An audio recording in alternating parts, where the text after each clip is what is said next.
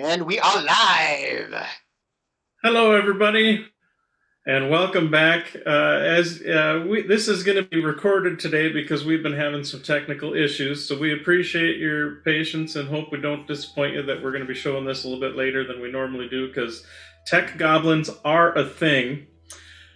But welcome back to the adventures of the intrepid crew of the Berezaya Argia.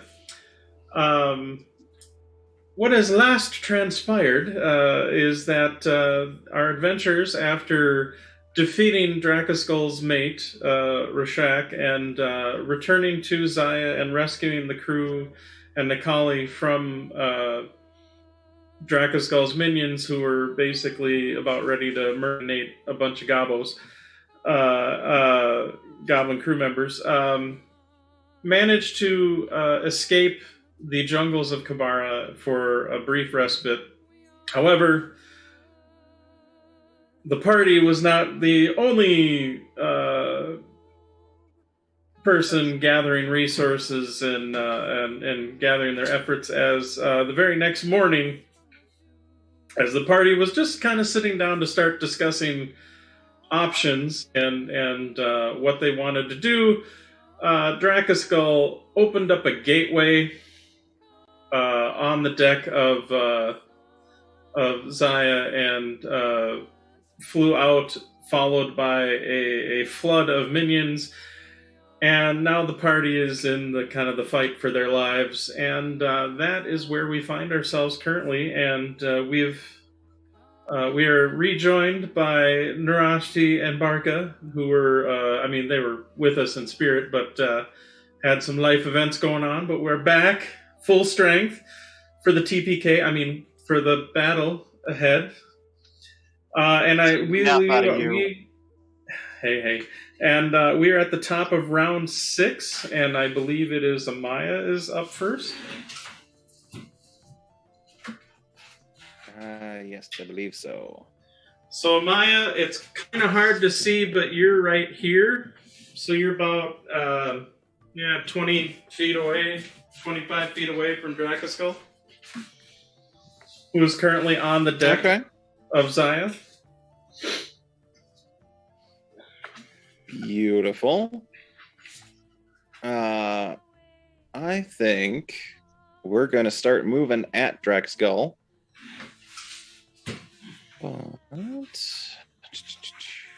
Which one do I want to go? No, you know what? We're going with our heavy weapon. We're going to attack with the Sunblades. We're getting right up in 5 feet. All right. And we are just going to unload. And just to let you know, that's about 20 feet of movement. So if you need to move later, you've got plenty of movement left.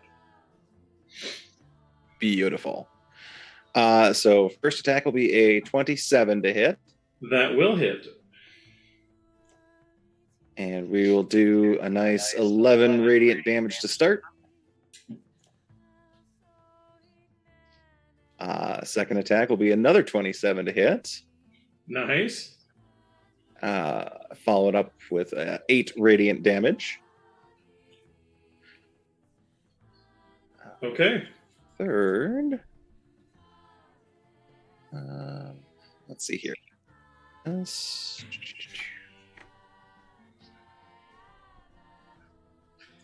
right. I should see if I can actually... Sorry, I'm just double checking the wording on something really quick here. Yeah. Okay, so technically my bonus action attacks are supposed to be unarmed strikes. So we'll be good and do this as an unarmed strike as a flurry of blows. 19 to hit. A 19 will not hit. Ouch. If I recall, it was a 24. That is correct. Yeah, it was freaking high. Well, might as well flurry of blows. Try to hit her with one roll here. And hey, that's a 26 to hit. 26 will hit. So that will do Ooh, not a great damage roll. 5 points of magical bludgeoning as I punch her in her stupid shins. You punch her stupid shins. Go for it. I'm the Get those Shin's shins. cousin. Get those shins. And your And attacks Those are battles considered smart. magic, correct? Correct. They are considered magic. I got magic hands.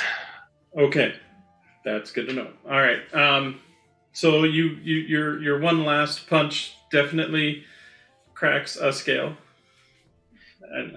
And I don't think I'm going to move anywhere else. I think I'm in a pretty good spot for anybody else to come up and flank. So that will be the end of Amaya's turn. Okay. Also, Then- Magic Hands was my nickname in high school as well. No, you don't get two. Oh, wow. All right. So Dracoskull is going to use a legendary action.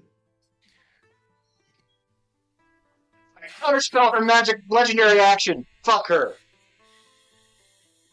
I'm not salty. I don't know what you're talking about. Do you have Dispel or do you have Counterspell? Which legendary action? Right.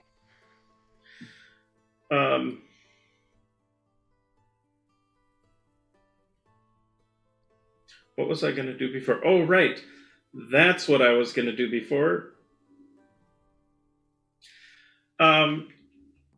Dracoskull's pretty injured, but Dracoskull is going to use, two legendary actions actually to cast a spell.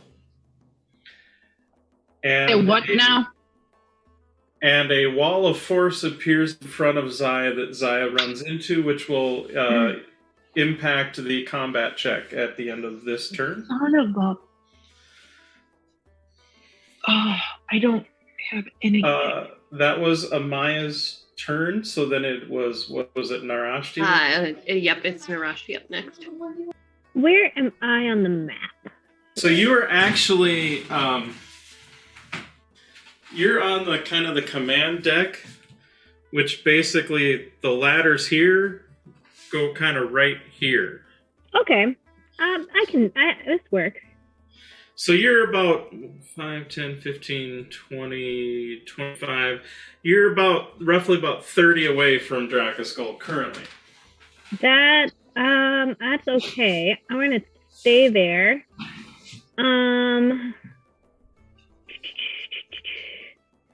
I am going to hit them with my Dragonbane bow, or attempt to. I'm also Yeah, gonna go Deb. and then also gonna use the Planar Warrior for an extra 1d8 if I hit. Okay. Let me see. Oh well, please. That's not well. 14 to hit. Unfortunately, a 14 will not hit. All right. Well, we're gonna try again with a second attack, but the Planar Warrior will not work. 24 Actually, I to think hit. we looked at that a little bit. I think it's the first attack that hits. Oh, is it? Correct. Well, Yep, first I attack love again, that. hits. I'm Yep. glad we've clarified that. Excellent. So 24 to hit this time. A 24 will hit. Excellent. Okay. So, they, And don't Yeah? forget that you have an ally within 5 feet of the enemy, so that also gets your sneak attack. it Yes. does. So, all right. 8 points. Can somebody help me do some math here? I got a lot to add. Okay, so 8 for the base attack from the bow. And Okay. then I have an extra 3d6 because it's a dragon. Mm-hmm. Let me roll it. Hold on. For another 14. Okay. 1d8 for the Planar Warrior. Mm-hmm. 3. Okay. 25. And then thank you guys. Also my third trimester of being pregnant, so brain is not always functioning, so I appreciate the support. All right, then adding that sneak attack damage here, maybe if I can click it, because Nope. I didn't grab real dice. And another 13. Nice. And 30. all of that, because of Planar Warrior, is force damage. That's 38. Okay. Perfect. Can I use Nice. movement to hide? Or does that count as a bonus action, which I already did? Since you used your bonus action as a planar warrior, no, you cannot. Okay, I couldn't remember if I could hide as a movement. You can hide as a bonus because of your rogue levels. Awesome. Couldn't remember. Thank you. All right, then that wraps it up for me. Okay, give me just a brief moment here. Yeah.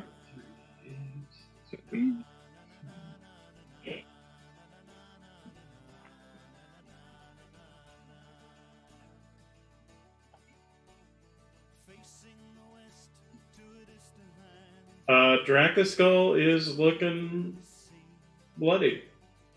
Excellent.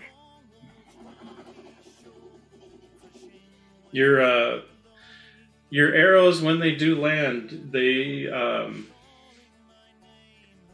normally you'd see an arrow hit someone and yeah, it hurts as it goes in, but this thing hits with like the force of a sledgehammer. Excellent. So then after Narashi's turn, Dracoskull's going to use their last legendary to make a tail attack. And because they're smart and mean, they're going to tail attack Rhiannon. Excellent. I love this for me. It is not a crit. Hey, that's good. But the tail attack does sweep out and hit you for, well, at least I'm assuming it hits you with like a 35 AC. No, that misses me. Yeah, nice try. 18 bludgeoning damage. Okay. As basically almost like an afterthought as Dracoskull turns their attention to Amaya, you're like, haha, and then you realize that the tail's like comes right down on top of you, and it's pretty heavy. But that was the end of Narashi's turn. Who's next after Narashi? Gavin is up, and just as a reminder, let me roll my check, but as a reminder, Tia and Gavin are both hasted. Right. Yeah, I rolled a 19 on the die, so they're fine. Okay. So haste is still in effect. All right, so using the fly spell that is still up on me to kind of guide, like I'm going to keep hold of the ship, but I'm going to pull myself so I can see the dragon, like Yep. up over the side of the ship. I am then going to use my bonus action to enact the thing that I can do. What the fuck is it called? Your hex things. Relentless hex? That's the one, Relentless Hex. I'm going to enact Relentless Hex to put myself directly next to her. Preferably in a flanking position to Amaya. Okay. Then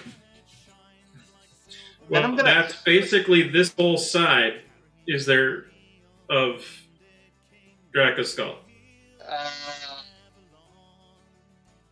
That is that whole side of Yeah, Dracoskull. big hit box. Yeah, so you got like these two spots and this spot. What do you want? I guess just kind of put me like directly across, but a slightly catty corner from Amaya. So do you want to be on this corner? Yeah, that works. All right. I am then going to unload on her with the sword, growling something about not beating up my girlfriend. But in Draconic, because I can do that. Okay. First attack. I assume these are with advantage, because flanking. Yes. 32 to hit. That will hit. Not 32, 28 to hit, because I can do math. 28 would still hit. Yes. I don't know where that even came from. 29 for the second one. There was a 19 on the die, which, because she's my hex opponent, is a crit. 29 will hit.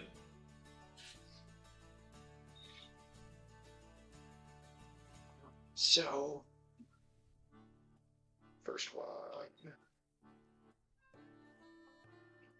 This one. 12 for the first.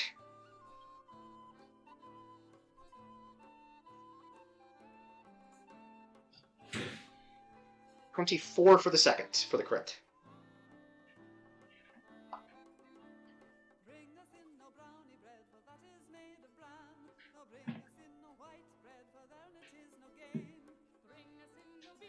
And that ends my turn. Okay.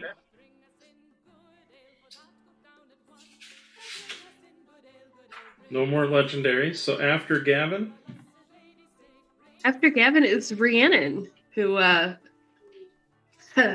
wipes a little blood off the corner of her mouth and then stands up for half my movement. I do not like being here.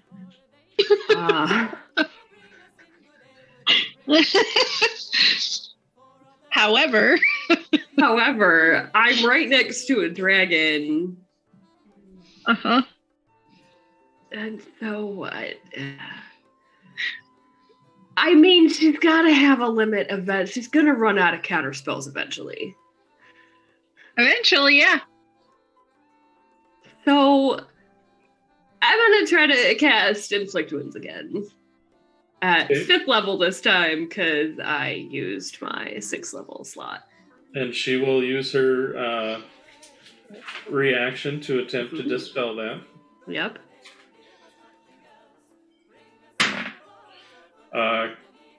Got like a 33. Yep. Cool. I love this for me. I'm coming back and I'll help. You keep saying that word. I do not think it means what you think it means. But carrying a Barca right now. Dracoskull has used her reaction, so I'm just hurry up, Ember! Flag faster! That was my action. I don't really have any bonus actions I can do because I'm assuming since I tried to cast a spell, I can't use a bonus action to cast a different non-cantrip spell. The bonus action spell would have to be a cantrip. Yeah. And none of my cantrips are bonus actions. So cool. Okay. I am just gonna stay here and okay. After hope Rhiannon. nothing happens. After Rhiannon is Ember with Tia on deck. Okay. Hey, Barca! You ready to do a thing? If I could be a dog with my head out a window, I would be. Looking out, you. You just see Barca's ears sort of flapping in the wind. Ear. Remember, he's missing an ear. Oh, right. Right, one His ear. ear flapping in the wind. So I am going to cast Dimension Door. Okay. And we are going to appear right above Dracoskull. Right above Dracoskull. Okay. Right above Dracoskull. I'm going to probably be... I'll say probably 10 feet above. Okay. 10 feet above Dracoskull. And I'm hoping it's going to be a free action to just So let let go him of Barca. fall. Bombs away! And I'm going to let him fall. And then as a bonus action, I am going to... Sorry? Oh, sorry, go ahead. Sorry. So my action was to Dimension Door right above. And then as a bonus action, as I am dropping Barca and screaming bombs away, I'm going to cast Bardic Inspiration onto him. Okay. Now, And just I know in one of like the previous rounds bagpipe away. Oh, sorry. Sorry. No Go ahead. worries. I know in one of the previous rounds of combat, Dracoskull had blinded a bunch of people. Did Not me. everybody recover from that? I think so. Sorry, I was I know. muted. Yes, I had been Yeah. blinded, but I recovered at the end of last turn. Yeah. And Tia had been blinded, but Tia had also made her save. Tia made the save? And then did Barca make the save? Barca wasn't blinded. Barca was targeted but wasn't blinded initially. Yeah. Okay. Is that it for Ember's turn then? That would be it for Ember, because that's her action, her bonus action. And she ain't moving. Then you said it was Tia was next? So Tia is also about 10 or 15 feet above Dracoskull. So we'll call it 10 feet, why not? So I would be right next to Tia. Pretty much, which is why I kind of just put the three of you... Oh, yeah. Just kind of together slightly off the map. Perfect. Just in case this happens, as I foresee it possibly being a problem with with a barrier or whatever coming up, Tia is going to hover above Zaya and hold her action in case anybody falls off the ship or gets thrown off the ship. Okay. Keeping everybody in play as best as possible. Okay. After Tia. After Tia is Barca. So Barca, you're being dropped. I need you to make a... we'll call it a dex saving throw. He is got Featherfall, if that makes any differences. Right. Oh, right. This is not so much of the worrying about falling damage as it's worrying about landing? To grab a hold of Dracoskull and not get knocked off to the side or whatnot. Oh, that's fair. Because the miniature's not moving, but Dracoskull is. This is a saving throw? Yeah, so a dexterity saving throw. Now you do, I think, for being high enough barbarian, get advantage. Yep, that's why I asked. Okay, 15. Okay, so you are fine. You land on Dracoskull's back again. You definitely hear a growl of frustration and rage coming from the azure scaled beastie. Perfect. As Barca lands on the back of Dracoskull, he is going to scream out, "I didn't know that dragons were like wimpy pups who run from fights," and I'm going to bury my axe into its back. Okay. Yes!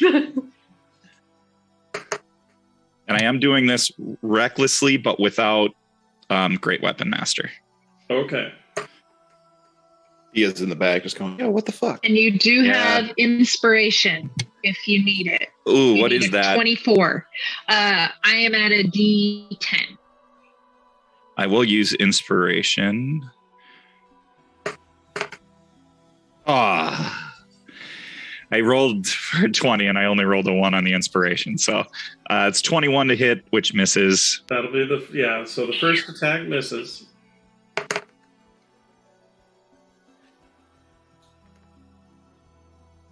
Uh, 28 to hit. 28 will hit.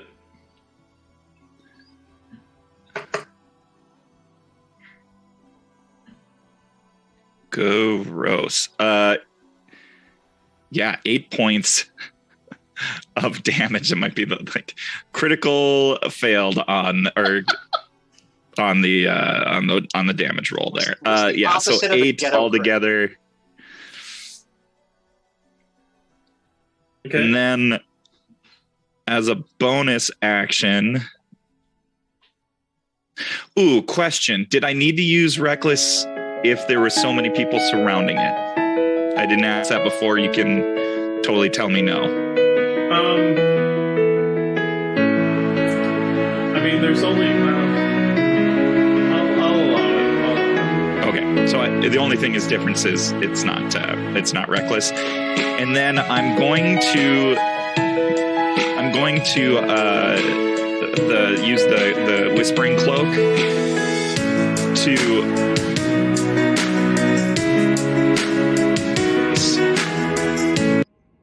actually no, I take that back. I want to be within 5 feet of Rhiannon, who is still engaged with the dragon. Okay, so you're Misty stepping, so you're beside Rhiannon. Correct. Okay. I'm assuming beside the dragon and beside Rhiannon?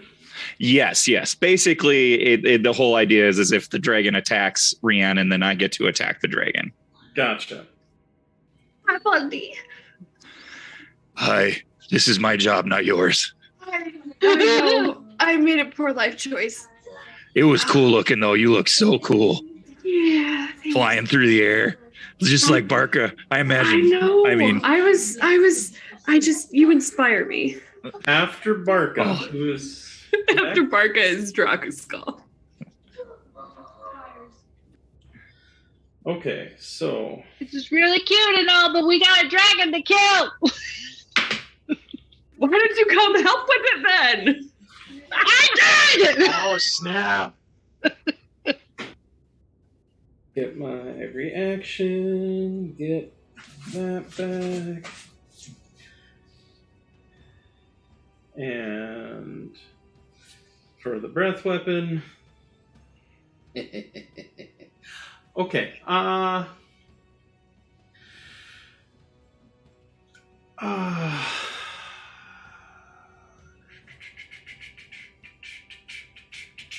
I'm 10 feet above. I'm 10 feet above. I'm 10 feet above. So, Drakaskull kind of rears back for a moment as Barca appears, and at first, it almost appears a little bit of like recoiling from him, but then you realize it's just to gain this massive breath, as then Drakaskull's head comes down. The scales of her neck like kind of digging into the floorboards, and I need Barca, Rhiannon, Narashti to make a reflex save or a dexterity save. Zaya is going to take 88 lightning damage as just a beam of lightning just blasts through. So I have a question. Yes. How would this work? I just got uncanny dodge, and so does this? Do I still roll? Should I roll the dex save? How? Well, uncanny dodge is, I believe, versus attacks against you, not and saves. This is okay. Got it. Right, because this would just be a save. Evasion is more of the benefits to saves. Oh, that's too bad because I only got a 9. You said a dex save, Brian? It is a dex save. Okay. 22 for Rhiannon. 22 for Barca. You guys got 22s? Oh, God. Yep. So close, but sadly, no. I would have had to have nat 20 to make it then. Yeah, that's a nat 20. That's some suck. I'm actually good at this, but I Ancient blue dragons. So, in addition to Zaya, the three of you then take 88 lightning damage. Who's all dead? I am unconscious. Fuck. I have 1 hit point left. Barca is bloodied. Oh, wait, I take half that. Because Barca is awesome. I forget about that part. Right, because you're the bear. Yeah. Thank gosh. And then after Drakaskull is the round action then? Okay. So, Narashti or Barca, which one of you would like to make this roll? Yeah, I'm already unmuted. I'll go for it. What do you got? So here's the deal. Well, that's good because I've been rolling poorly. You go for it. So at the end of each round, we're going to have you roll a d20 roll, and here are the modifiers. The gate modifier is reduced by 1, so that's only got a 1-point penalty left. So there's good news there. Oh shit! None of us defended. It is on a round that Dracaskell used her breath weapon, so that's a -3, and she used a 5th level spell, which is an additional -5, so that's a -9 to the roll. Yeah. And I don't believe any of you did anything to aid in the roll. So roll a d20 and subtract 9 from it. 7. Fuck. Okay. So funny enough,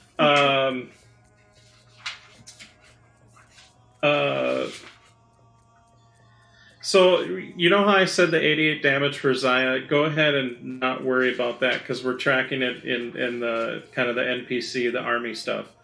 But Dracaskell rakes the ship with her lightning breath, dealing 5 levels of damage to Zaya. And then I need you to roll a d4. Darren. 4. Okay, so that is how many crew members may potentially be affected, but it's split between crew members and players. So I need someone to roll 3d, or go ahead, Barca, and roll 3d6. I don't want to roll anymore. Yeah. Welcome to our hell last week. It's your unfortunately your burden to bear right now. And that's why Liddy is almost dead. Oh my god. 13. Bad. 13, a 4, a 6, and a 3. Okay, so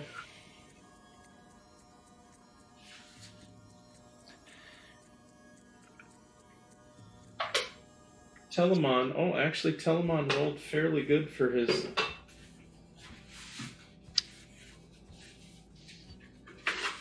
Oh, he's whipping out a different character sheet. Okay. I realized. Oh God, that he's grabbing another book. I just need to see what their saves are. That's all.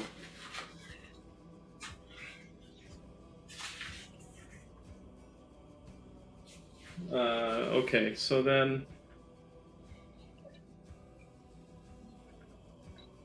Oh God, anybody else sweating? So Telemon is critically wounded. Go ahead and roll me another 3d6. If you get a 13, roll again.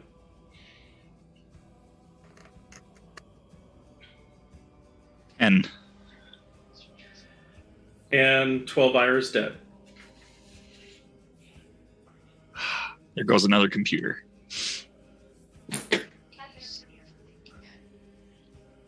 Wait, who's dead? 12 Ira. Elvira. Oh, 12 Ira. Gobbo. Got it. Now, Sorry, Gobbo.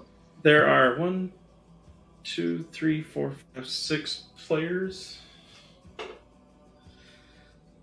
So, as is on my DM screen, 1, 2, 3, 4. Barca, I need you to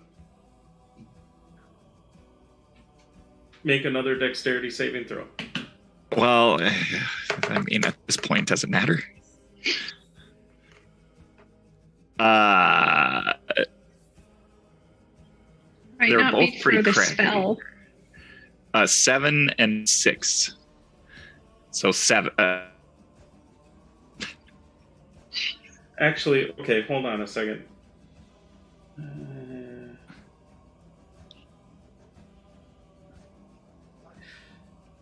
They cannot play Minecraft right now.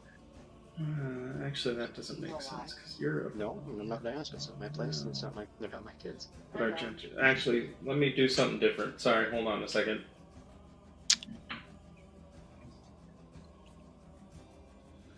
So never mind. It's not going to hit Barca because you already did your thing. It doesn't really make sense to hit you twice.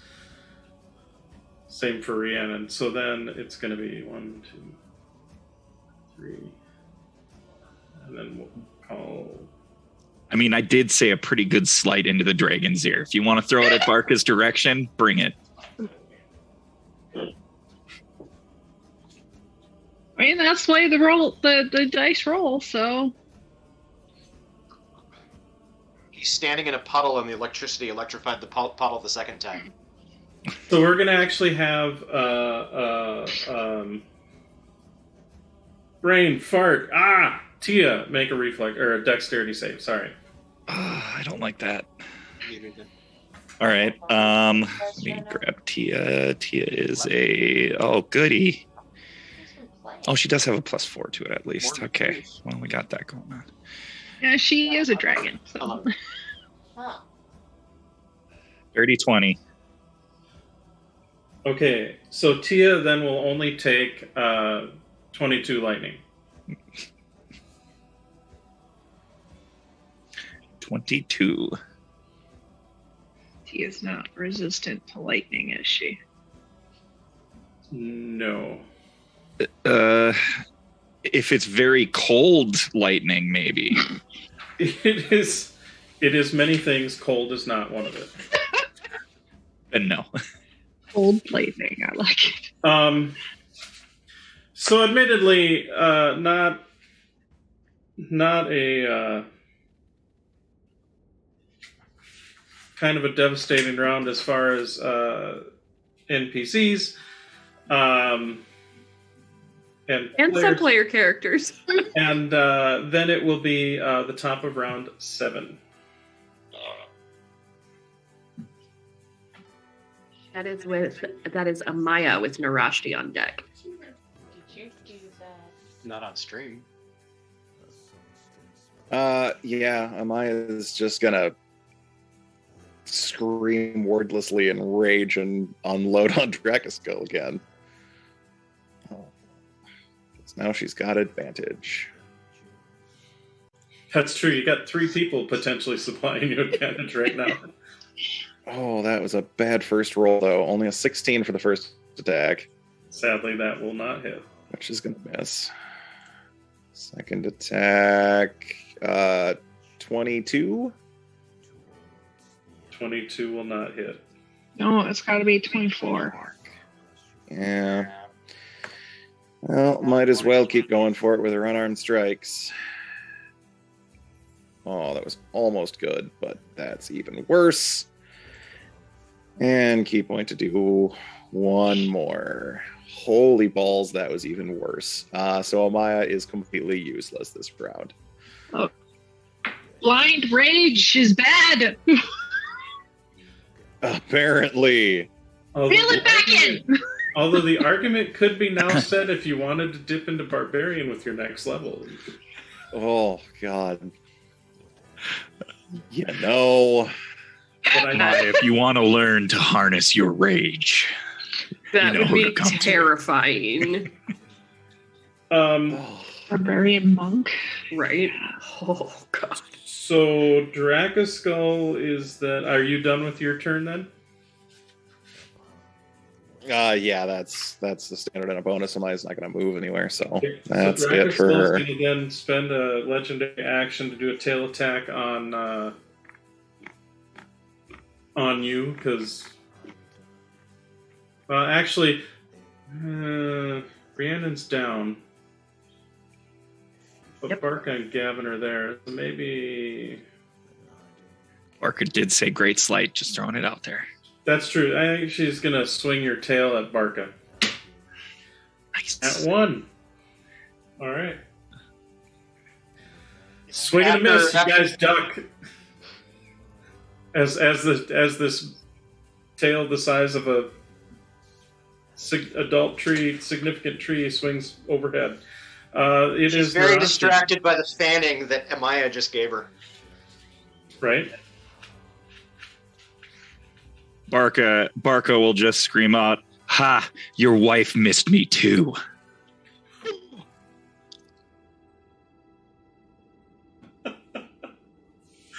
Ooh.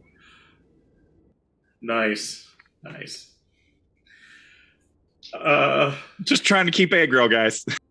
Amber produces a drum somehow, a drum kit somehow.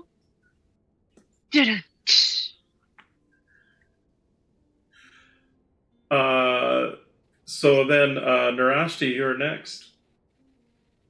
With my one hit point. Damn. All right, hold on. I should be sorry. I just realized I should have looked and seen. I think. That'd be great. What? We could get Rhiannon up. That'd be great. She's unconscious, dead. Can I use a heal spell on her though? Yeah. Uh-huh. Okay, where is she? She is kind of below that front ladder. I'm right between Barca and Gavin. So between the yellow and the little bit of red that you can see on the map, which because I realized with the sunlight and the angle of the map, it doesn't. Actually, since you're all more or less on that end, let me scooch it just a little bit.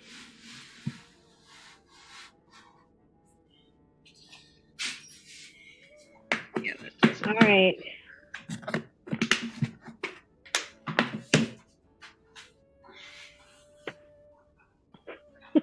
All right, I'll save you if then you save me after I die this next round, okay? All right. I will go move down to Rhiannon. It's just gonna be a cycle. Yeah, just gonna be a cycle. And I'm gonna cast Cure Wounds. That's what I got. Well, you do also have Healing Spirit, which you can do at range as a bonus action. Cool. Thank you for that. See, look, this is what happens. Oh, that's better for you, yeah. I take it back. I'm going to stay where I am and cast Healing Spirit. So that only gives you four hit points. Doesn't matter. Gets her up. It gets you up. Well, Yeah. 400% better and as long than as she was. you can keep and as long as you can keep concentration on it, it has a couple of rounds where it will keep doing that. Oh, look at that.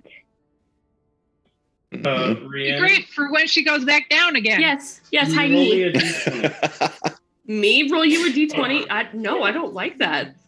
Spirit can heal a number of times equal to 1 plus your spellcasting modifier. A minimum of twice. I rolled a 10. Okay. Yeah, so so just to let you know, you have some broken ribs. Yep. All that really means is that whenever you attempt an action, you just need to make a DC 10 con save. Mm-hmm. On a failed save, you lose your action and can't use reactions until the start of your next turn. Okay. And actually, I can do that for 4 rounds, right? Because it's 1 plus my... Yeah, so I can do that 4. and actually, sorry, how much did Narashti, how much did you heal her? 4, and I can do it for another 3 rounds. You know what? Never mind. Yep. You don't have broken ribs. Fine. His magical Oh, healing. right. Because Magical Your, healing is your healing. ribs are bruised, much they're like tender. the rest of your body, but you won't have the penalties of the broken ribs. Yep. And technically that heal will go off at the start of Rhiannon's turn. Again. Okay. Oh. For the second healing. Yeah. Okay. Oh, it goes off on her turn? Yeah, so it heals whenever a creature moves into the spirit space for the first time or starts its turn there. Oh, excellent. Thank you for knowing. Yep. Nice. So you'll get double tapped. I've used this spell a lot. So the only thing that you have is keep concentration on it. And if you want to move it, you can move it up to 30 feet as a bonus action on your turn. Perfect. Well, since I don't need to move it right now, I am going to use my bonus action to hide because I think that's kind of the only thing I can do here. Sure. And I hurt a dirty 20 to hide. So what's Well, that was your total? What? Well, healing spirit was your bonus action. You still have your standard action. Oh, I do? Yes. It's not a healing. Oh my gosh, you guys, I'm sorry. I'm like, well, It's all good. in that case, It's normally a standard action to hide. Can she just take her standard action to hide? You could do if you that want too, to. yes. I could, or I could heal myself. Well, honestly, I can't heal myself enough to survive another attack. You also probably Right. don't have a cantrip that you can cast. Well, Although she could- could drink a potion. Can I attack then if I've just used a bonus action? Yeah, you've got Yeah. your action. You could attack There's, with it. there's nothing I can do to save myself from another attack, especially if we're looking at the rates that we're looking at. Well, right now You'd have you your- know that Dracoskull's being dogpiled on, so like you've got the allies to give you the Yes, sneak attack. Go for I'll it. have sneak attack and for one, and then also planar warrior. So. Well, no, planar warrior is a Can't bonus. planar warrior. Oh no, because it's planar a warrior is bonus. bonus. Yeah. Thanks. Sorry, you guys. I promise. I know how to play this game. Don't worry. Um, don't worry. It's all Okay, what am I good. doing? Okay, sorry. I think I hit the. If anybody's following on thing, I think I hit something. I don't know what I hit. I'm rolling this again. I don't know. I think I messed up. Oh no, I missed my first one. We'll try again. Just curious what you get. I rolled a 2, so 10, Fair and I enough. missed my second one because I rolled a 3. So I might take this time and be. Are you rolling with advantage because there are multiple allies within? Okay, so I target? missed my first one because I rolled a 2 and a 3. And now I will roll for advantage here. Look, friends, for, 23 or... Okay, for a 23 to hit. Unfortunately, that will just miss. All right, well, I'm going to go find my real dice while I let other people try to kill Dracoskull while I try not to die. It's going to be great, guys. So is that You do that's still have the a end of movement Narashi's action. turn then? You can't move. I don't know where I want to move, though. I feel okay where I'm at. So, Okay, I mean, you could move and hide behind the command deck. that's true. Or just Aren't I move and kind take of behind cover it? the command deck. Or yeah. I think I'm already behind it, aren't I? Or am No, I you're missing on something? top of it. You're on it. So you could Oh. drop down a level and put the Oh, command yes. deck between Okay, you I'm and sorry. I was Dracoskull. misunderstanding the map. Yeah, I'll drop down Yeah. behind it. Okay. Thank So you. do you just want to Yeah. stay like behind the ladder, like here, then, or Yeah, do you want to? Because it'll be like 5, 10, call it 15 feet of movement to get to the bottom. yeah, that seems like a good spot. Maybe like one north, just so I can maybe peek around the edge if need be, but I'm still covered. Kind of like that. Yeah, that looks good. Okay. Thanks, friends. I know how to play this game. Thank you. So We got you. Turn It's been a little bit. Rashti, Dracoskull's going to take another legendary action. She doesn't need to. Oh, but she does. It really doesn't. Yay.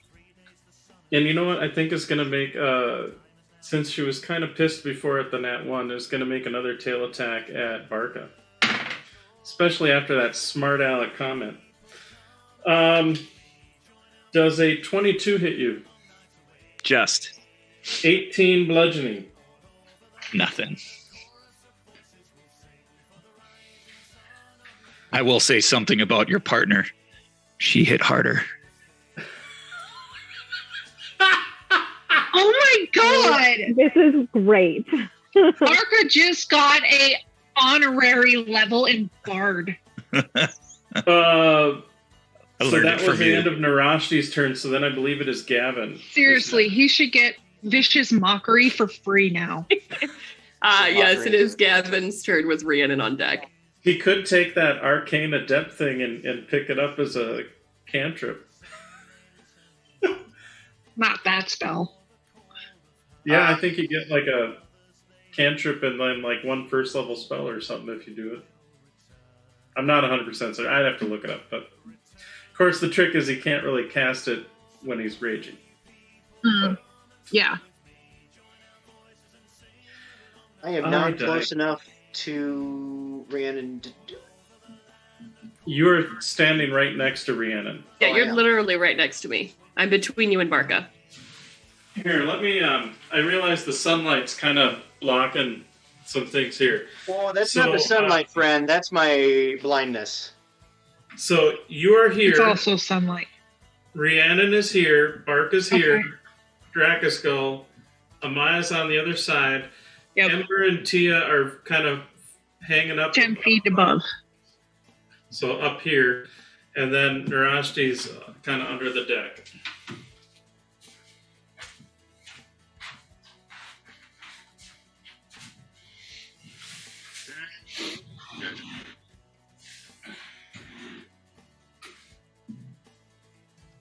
No, that's better. So what are you doing?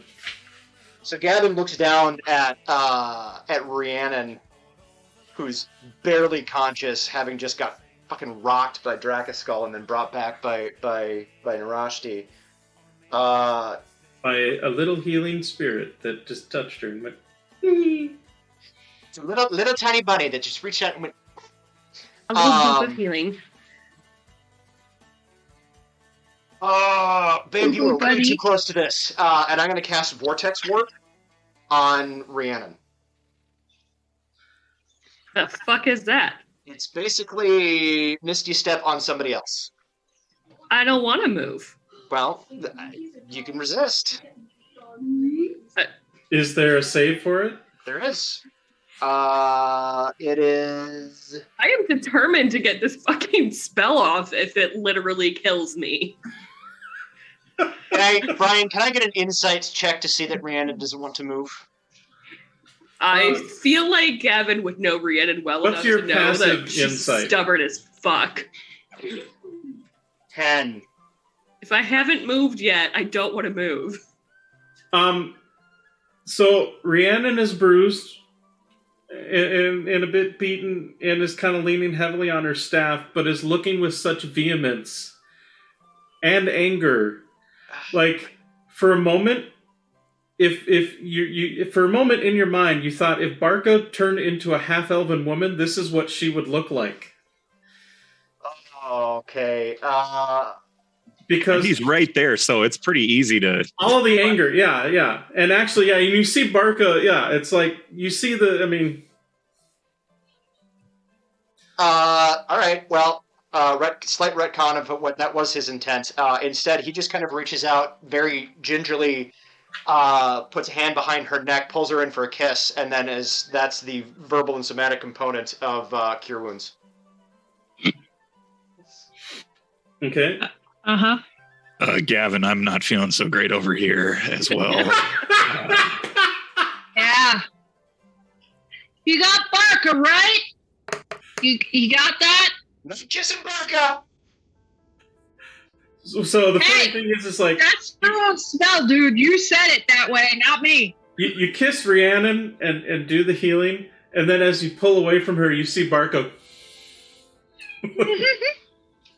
Love it. Close to Barca? Barca's just Barca's right there. Barca's standing about 10 feet away from you. He's kind of on the other side of Rhiannon. Yeah, right between two ferns. I said what I said. Heal 19, babe. Thank ya. I'll give you that.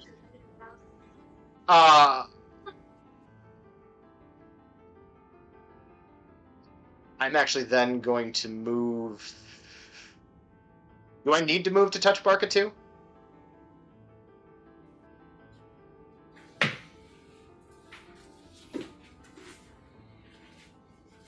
My internet is unstable.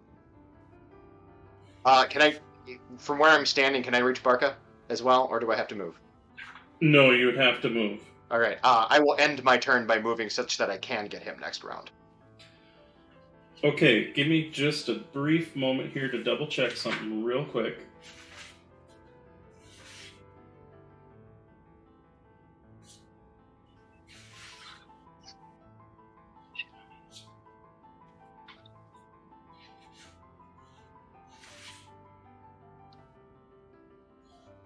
Actually, never mind. She is not going to use her reaction to opportunity attack because it's way more fun frustrating the shit out of you guys with counterspells. So you're able to move. Do you want to be behind Barca? I still want to be up to the dragon so I could potentially attack if I needed to, but yeah. So basically, you just kind of skirt. So now you're flanking. You and Rhiannon are flanking Barca. Yep. Okay. All right, and that will end my turn. That's all I can do. And you know what? Drakaskull will take her legendary to swat you with the tail action there, Gavin. Oh, that's actually a really low roll. Does a 19 hit you? No, because haste. Nobody attacks my friends. I went unconscious. You are no longer hasted, my love. Yes, because I don't have haste anymore. But So then I have Sentinel. Bludgeoning. He's Oh, five. bludgeoning? He's Sorry. 18. 18. All right, and then you take your sentinel attack. Thank you.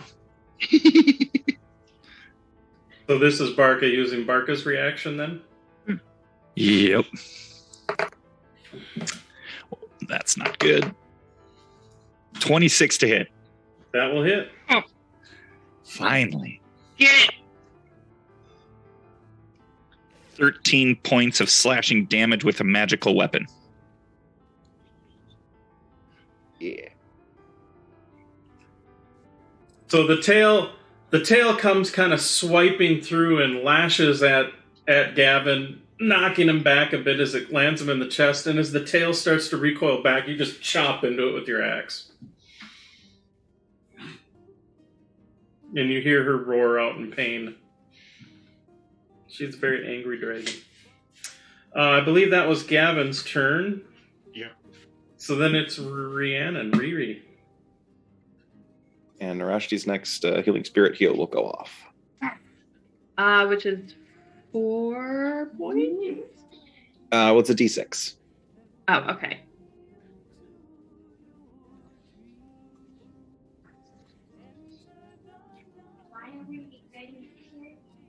So if you want, Rhiannon, just go ahead and roll for yourself then.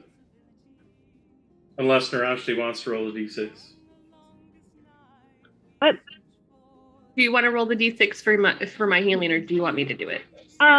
You know what? Why don't you roll that?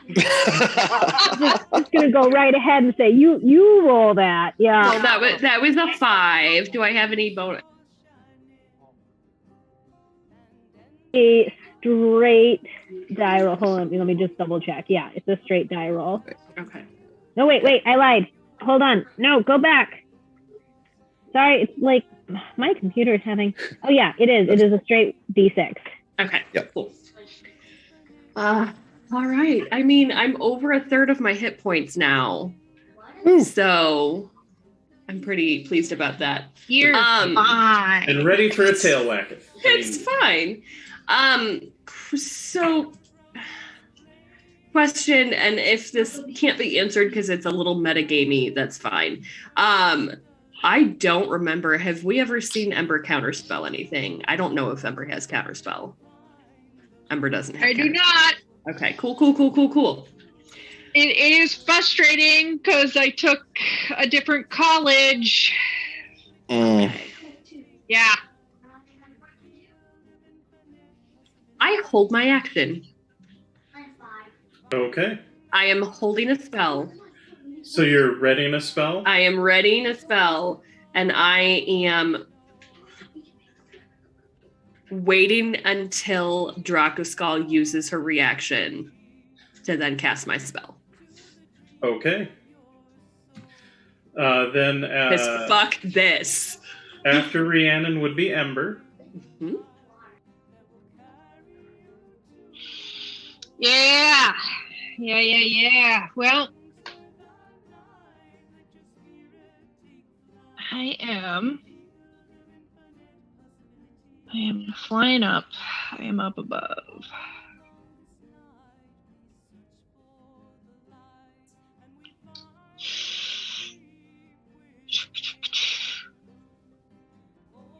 Well, I'm going to cast a spell at her, because that was my original plan anyway. Okay, what are you casting? Oh. Nobody's helped for the end of turn roll yet, have they? No, because we're still mid-turn. We are still mid-turn. Oh, I forgot we can do that. Shit. Oh, God. It was so nice having Ron, Narashi, and Barca, because we always had someone. Admittedly, though, they haven't. Like the modifiers are not going to be the same as they were last time. Last round was a bad round for you guys, just as far as yeah, because she had breath confluence of weapon things that and happened. Yeah. Yeah.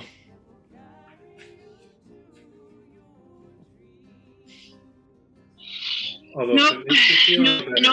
I'm doing my original thing. I'm flying up. I'm flying anyway, so I wouldn't be able to technically. Well, I could try to do aerial support kind of thing, but anyway, I am also going to cast something that Gavin picked up. Ember also picked up, which is the Raluthim's Psychic Lance. Gesundheit? They have to make a DC 15 intelligence save. Okay. So here's what's going to happen. Yep. What level spell is this? It is at 4th. Okay. So Dracus Skull will counter. Attempt to counter spell. Yep. Got like a 24. Probably counters. Well, DC is 10 plus the spell level. 10 plus a spell, then absolutely. So Rhiannon, you will get your... I was hoping for a nat 20, but alas. But it is a 25 to hit. And it is an attack roll? It's not. It is an attack roll, which is specifically why I was doing it, because my saves are too low. She would save against anything. Okay. But I am casting it at 5th level. Okay. So that is 7d10 necrotic damage. Okay, and just to verify, what'd you get for AC? 25. Okay. What spell is that? It is inflict wounds. Oh, sure. Yeah, straight up inflict. Yeah. D10s or D8s? D10s. Oh, okay. And we are going to use... Yeah, can you pump anything into it? I can, sort of. You went so high. I want to see all of my damage, though. Why did you not? Can't see on my deck. There we go. Okay. 8, 3, 8, 5, 6. Man, I can't really re-roll one of those. We'll just let it go. I don't want to waste points on that. But that's 42 points of necrotic damage. All right.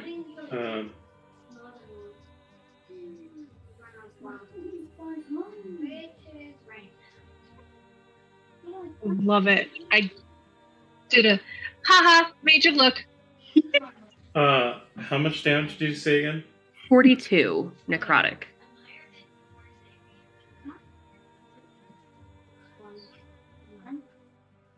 Here for it. 42. Correct. Okay. All right. Did it seem to all go through? Yeah. Excellent. Yeah. Dracoskull has some immunities, but necrotic is not one of them. I was hoping not. Awesome. And not that Dracoskull was maintaining the wall of force, because, like, obviously once the ship hit the wall of force, it's done. So no concentration checks they have to worry about at this point. That was the end of Rhiannon's, or no, that was the end of Ember's turn. So no, it's not. Oh, sorry. What else do you got? I still have my bonus action. Okay. Which, my bonus action is to inspire Arca again. Okay. Thank you, Ember. Nice. Because And then is Ember done? Ember's done. So then it would be Tia.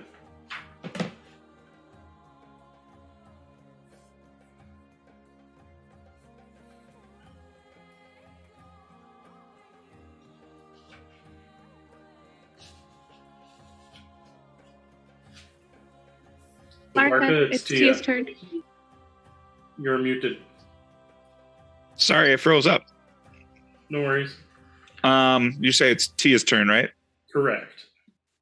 All right. Well, Tia is now gonna go ahead and assist with the thing that people say that we should be assisting with that I'm not aware of fully.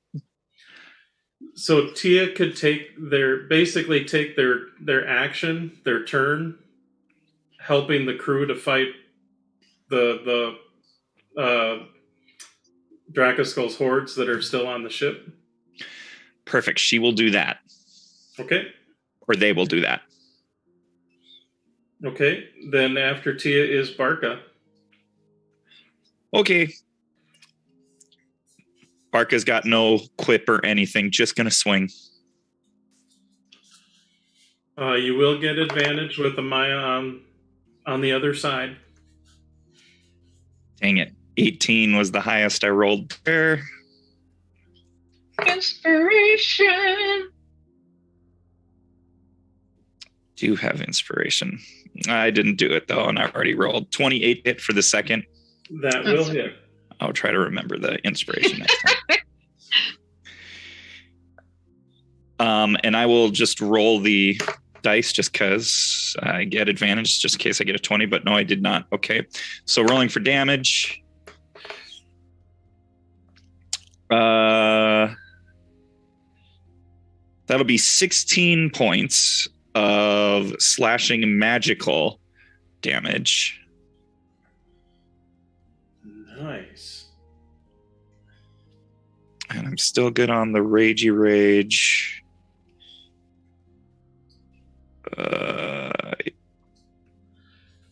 I will say Dracoskull's looking pretty effed up. Good.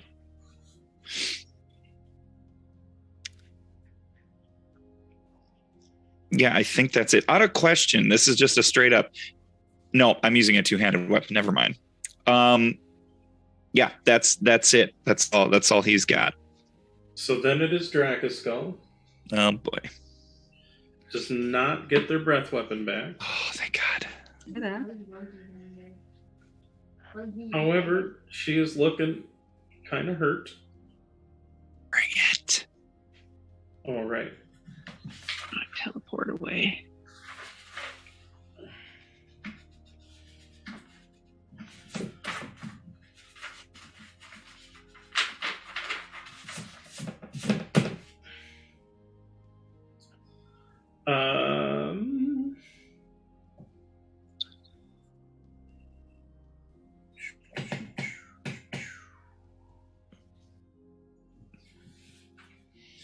And I forget the range of this, so I'm just gonna double check real quick.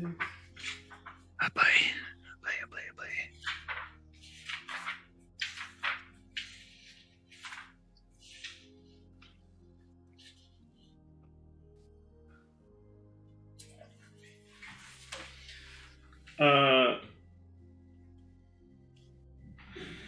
She casts a spell and disappears.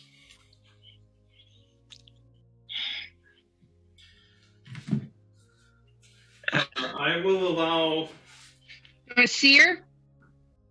Ember, what's your passive perception? 17. Okay. Actually, I suppose I could actually roll. Okay, so Ember, you notice, because as Zaya's kind of peeling away, you see that Dracoskull appears a lot closer to the jungle canopy, about 500 feet down. Starting to fly away. I zone in, I do not drop sight. And I start screaming out directions, and I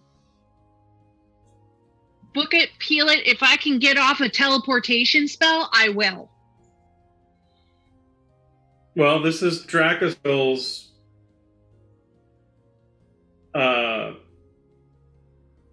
action and then move, but Dracoskull is definitely seems to be retreating, because fuck all y'all. I have sight on her, yes. But you do see her currently. Okay. Your passive perception actually just made her stealth check, so you're good to go. Bitch ain't get away. So now, at the end of the round, I need Narashti to roll a d20 roll. I'm sorry, y'all. And actually, it's the last penalty of the gate being open is gone, so it's just a straight. No, it's not a straight d20 roll. What is Tia's proficiency bonus? Can I roll with advantage? No. See? Because it did not go very well. Well, hold on. Okay. You said Tia's proficiency? Correct. I don't know. It does not list that on. I just have a creature card. Let me take her attack. Where's my monster manual? I know it's in here somewhere. There it is. Aaron, take her attack bonus minus her strength modifier. That's a smart way to do it. So +4. Okay. Which that's same as us. So, Narashti, you get to add a +4 to your d20 roll. What did you get? Can I re-roll with a real dice? No. I got 8. I rolled an 8, and so then +4 would be 12. Okay. So for a 12, the Goblin crew members dogpile and shank Dracoskull's minions, dealing 1 level of damage. All right. Above a 10. Okay. All right. Oh, and actually, no, because it's a 12-14. Okay. Because I forgot, Dracoskull's forces are a little bit depleted, which also helps with the roll, but you would have still gotten the same result regardless. Okay. But feeling okay about that. You see the goblins are like, and then they just literally just dogpile the shit out of a bunch of you don't fuck with our gobos. Half dragon veterans. So then beautiful. We are at the top of round 8. So everybody hears Ember, even over the din of battle and everything, starts screaming out and pointing down below Zaya. All right. I immediately start, or I guess go back to guiding Zaya, directing her after Dracoskull, because if we don't take Dracoskull out now, then she's just going to come back and we're going to start this from square one. Mm-hmm. So currently, just to let you know, Dracoskull is 580 feet away from the ship. Okay. Well, we're going to do everything we can to try to close that distance and chase her down. Okay. Are you then aiding the crew, so to speak? Yep, I'll be aiding the crew and piloting Zaya again. Okay. Narashti. Yup. Okay. Would it be beneficial, because I'm not 100% understanding this, to do the aid again for this? You can aid the crew. I am going to say I'm probably going to put a limit on how many people can aid the crew. Okay. I'm probably going to say no more than maybe 3 players. Okay. Because if I were to... Yes, you can aid the crew if you'd like. Okay. I am going to do that. Yeah, I'll aid the crew. What do I roll for that again? You don't. It just modifies. Basically, you give up your action. Okay. To aid the crew, which will help their roll at the end of the round. Right. Can I take healing potion for a bonus action? I will allow it. Yep. Awesome. You can take 1. Excellent. I'm going to do that. If I can find where it is.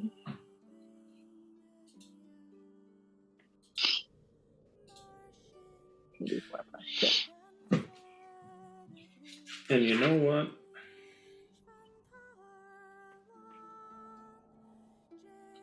Okay. I'm going to heal 7 from that. You know. Not much, but feel a little better.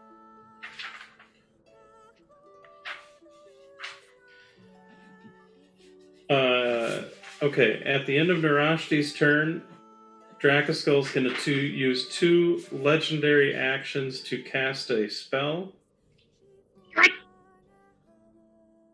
And Ember, you see Drakaskull disappears. But they did start flying in a direction. Do I know which direction?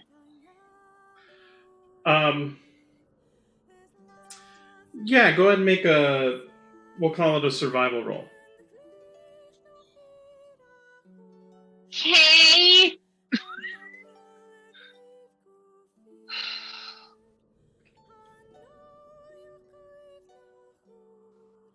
$13. You believe they were heading. She was heading in a more or less easterly direction.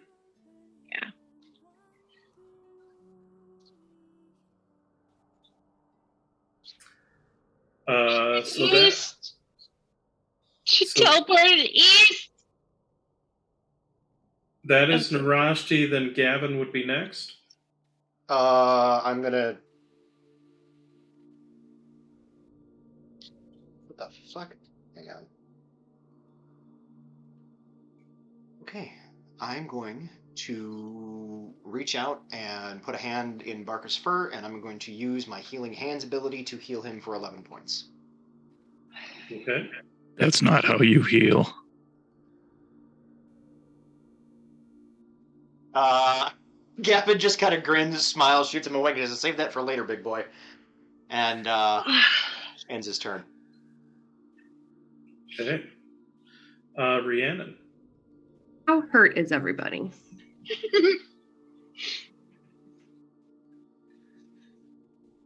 Like, how bad off are we? Gavin is bloodied. I have 8 hit points. Gavin is bloodied. Narashti is really low. Rhiannon is really low. Tia took damage. Barka's taken damage. You're all looking pretty beat up. Yeah. Except Ember. Everyone except Ember. I have not taken a single point of damage. Okay. A healing spell is not able to heal Zaya, though, correct? Correct. No. Okay, that's unfortunate. But we're doing, and I'm kind of doing damage with Zaya as kind of the abstract, much like with the NPCs. Mm-hmm. So Zaya has basically taken 5 out of 20 levels of damage, which I just kind of she'll just regenerate tonight. Provided you all live through the battle, yes.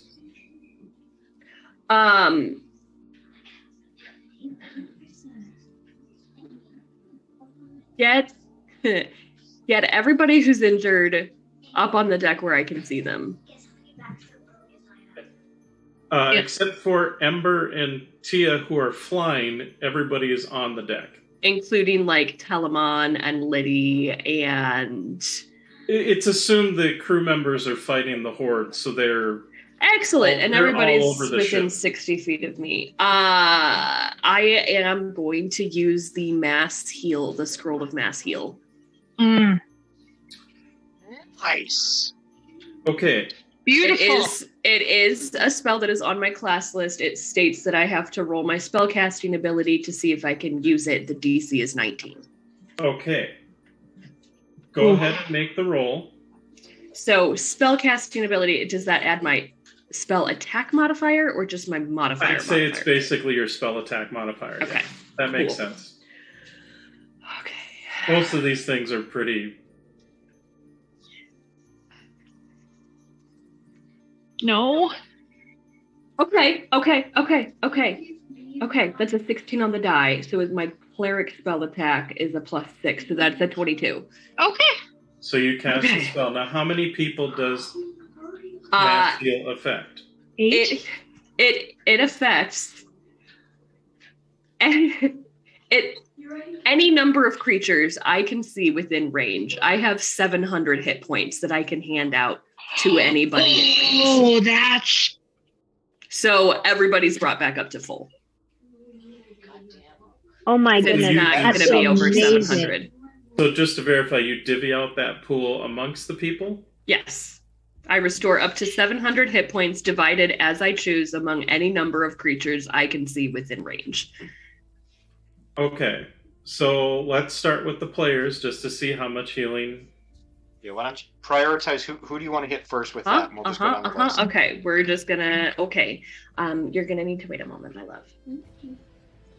Okay. So let's... I know Narashti is hit bad, so... Narashti, how much do you need to bring you to full? 71. 11D1? I did 71. Sorry. 71. Okay. So heal for 71. Gavin. I lied. 81. 81. Okay. Well, heal for 81. Thank you. Sorry, math. Hang on. Mine 51. You said how many, Adam? 47. Okay. Heal 47. Ember's fine. Barca. 96. 96. 96. How much is Tia down? 108. Heal 108.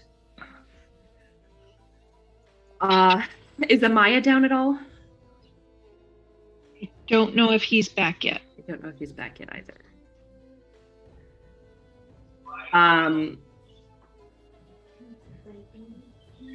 What is Amaya? Oh, Amaya's full. Amaya's full. Okay. Cool. I will heal myself then. I can't do math on top of math. This is fine. We're at 368 left for my healing. Having the Phoenix do the math is like... It's all right. I've got the number of points you've healed so far. If you just want to figure out your... Okay, so I'm healing me for 48 points, which will bring me back up to full. So I'm at 320. Okay, so that's about 380 points of healing spent so far. Correct. Okay, and so all of the piece... how's Nikali looking? Nikali is not currently injured. Okay. Actually, the only crew members that are injured is 11, Liddy, and Telemon. Telemon first, then 11 and Liddy. You chose Gabo. I chose Gabo over What's Nick. the dog days plan?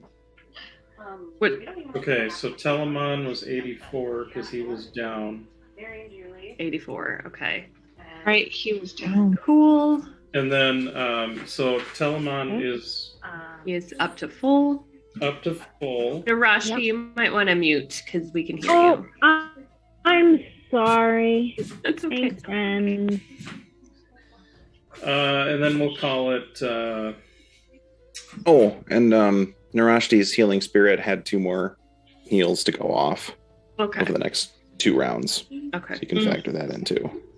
Thank you. And those are only 4 each. Liddy was severely, so we'll call that 30.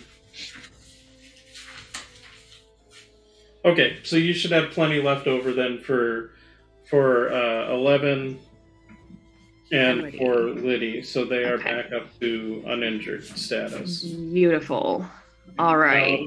I mean, 12ira is still dead. Yeah, 12-Ira's dead. I can't help that. But And unfortunately doesn't do anything for Zaya, but yeah, I wish it did. Okay. So that is Rhiannon's turn. Happy healing, everybody. Let's go finish fucking up this goddamn dragon. Happy healing, everybody! after Rhiannon dating is Ember.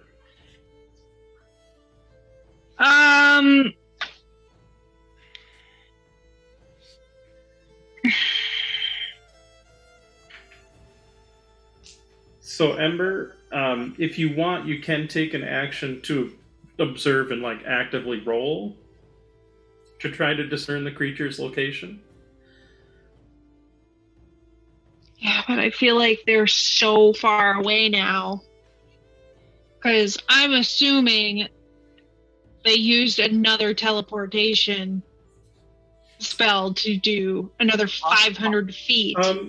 Go ahead and make an Arcana roll, but I'd say roll at disadvantage just due to the distance involved. Sure.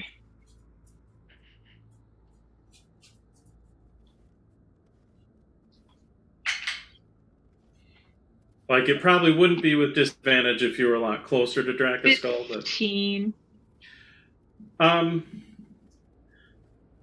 Okay.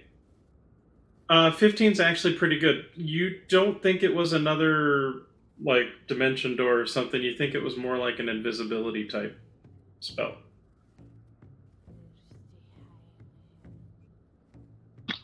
We can see invisibility.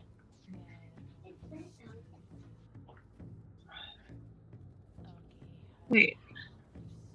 What? Rhiannon can see invisibility. It's fine if Oh. you tell us. Just Oh say yeah, something. I mean, I've been screaming where the direction and shit. I lost sight. I can't see her. I am going to though.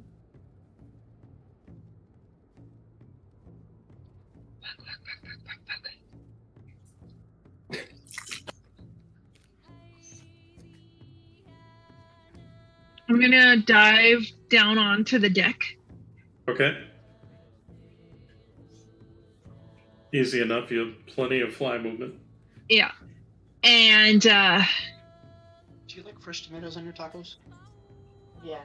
No. Wait. Fresh tomatoes or no fresh tomatoes on your tacos? shit. Okay. Or are you more of a salsa guy? We do this. I don't know. Where are we getting our tacos from? It's not for dinner tonight. It's for Okay, pizza meal. Rhiannon. Sure. Rhiannon. Fresh taco, Rhiannon. fresh. Wait. Yeah. We doing this? Yes? Okie dokie. I hook my arm around Rhiannon and a dimension door 500 feet in the direction that I know where Draca's skull went. Okay. For today. Fine. One more time. I thought Dad said that they'd be able to play today. Straight, yes. It's stupid. Oh. I mean, maybe next time be a little more explicit about what this is. Go for The it. only thing I've been doing, the only thing that I've been doing. So Tia, who is up next, does see Ember and carrying Rhiannon about 500 feet below Zaya. And it is Tia's turn next. What would Tia like to do?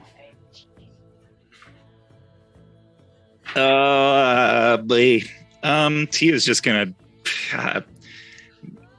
pick up Barca and fly away in the direction that they see. What's Tia's fly speed? Not anywhere near what's happening there. But what's Tia's fly speed? 80 feet. So it'll be like 30 down, grab Barca, another 50, so you're about 530 away. All right. And then dash action. Her action is basically picking up Barca. Picking up Barca. Yeah. And then I'm assuming Barca's just along for the ride, or how far away is if we went 80? You see and truthfully, and I can't even see. Here's the thing. Here's what you can see. Way farther down, you see the flaming wings of Ember.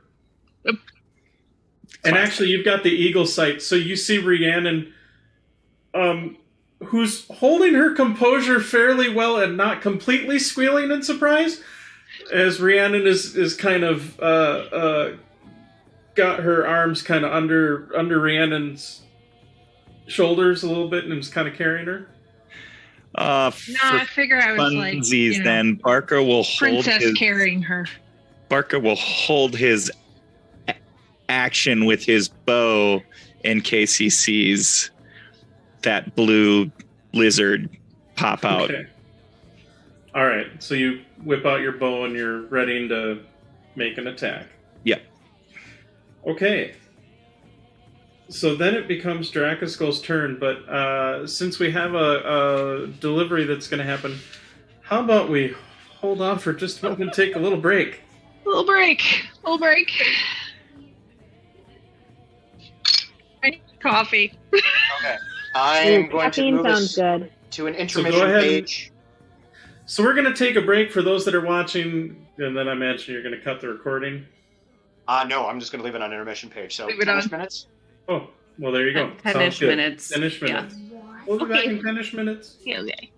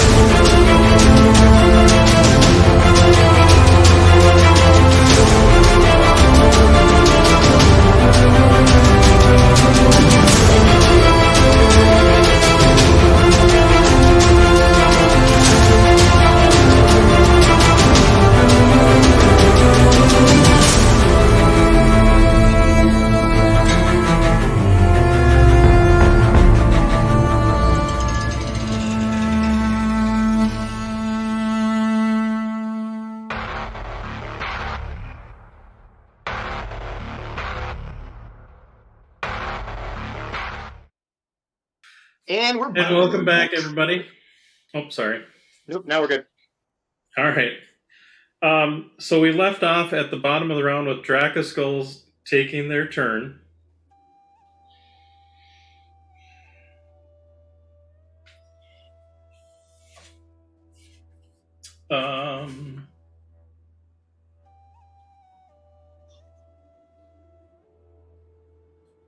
And I think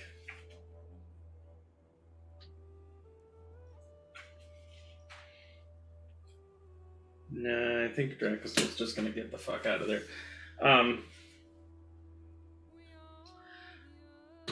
So Dracoskull is going to... They are still invisible. They are going to fly... and they are going to, I think, dash. So that's 160.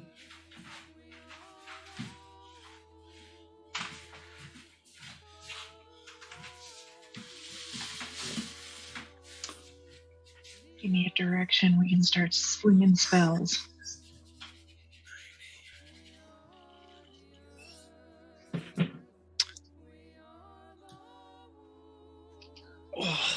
Because I got some long range. Oh, I got boosted on Thursday and my arm still hurts. Just still there. That one lingers. Yeah, it did. So I've kind of, since we're more or less dealing with some long distances and a bit of a chase scene, what I'm doing is basically, so for Barca and Tia, you're about 690 as far as distance-wise. Obviously, you don't necessarily know the direction other than what Ember's already kind of pointed to. So you're roughly that far away. Ember and Rhiannon are roughly that far away. And then Zaya and the rest of the ship are roughly that far away. As far as that goes. I think Tia had flown her fly speed in that direction, though. Yeah. Yes, but Tia had also flown down 30 feet, picked up Barca, and then flown 50 more feet. Yeah, only 50 feet. Oh, and do they get their breath weapon back? That would be a no. All right. So that's clutch. That's clutch. Let's go. So we have now, I believe, gone through everybody at least once rolling a d20. So we'll go back to the top. Jesse, I would like you to roll a d20 for the combat round. Now,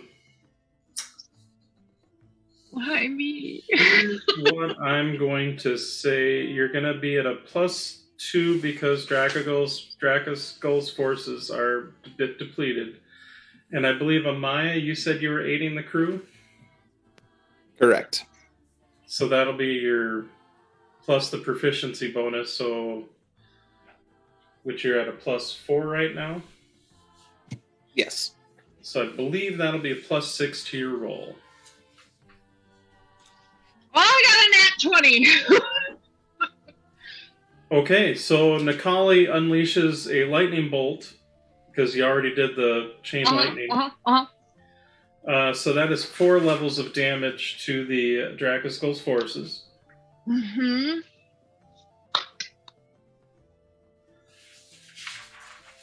Which they're definitely looking worse off than they were before. And then remind me Zaya's movement. Let me look it up. Zaya's movement is 130 feet per move action. Okay. So Barca, she can gain on him. I'm gonna ask you and Tia, do you want to hop back on? I'm gonna give this to you. Do you want to hop back on board the ship?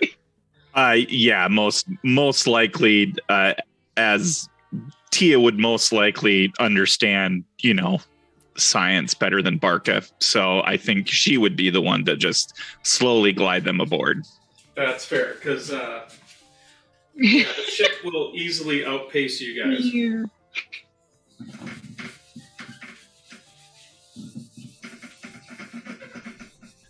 Barca is still, even though we've landed on the ship, Barca is still on Tia's back, holding that action. Just bow drawn. That's fair.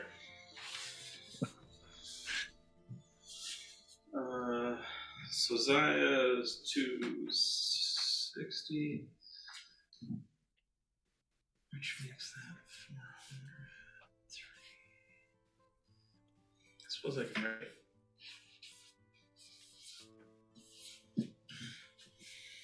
Approximation, you're not 100% certain. But right now, Zaya is basically kind of following Rhiannon and Ember, who seem to maybe know what's going on. At least according to Ember's confidence, seems to know what's going on. So that is... Well, then it's a sure thing. That is the end of that round, so I believe it is now top of round 9. Round 9. So Amaya... Amaya is still kind of trying to guide Zaya to, where Ember and Rhiannon are and seem to be going, to try and stay on top of Dracoskull as much as possible, and just generally helping out and piloting the crew. Okay.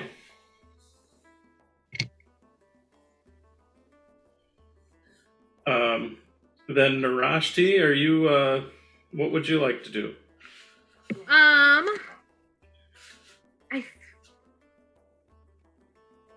Yeah, can I assist the crew again?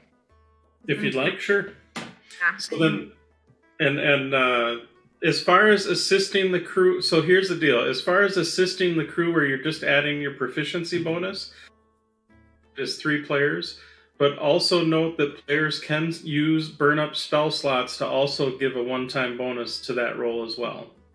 Because effectively, you're unloading spells into the bad guys.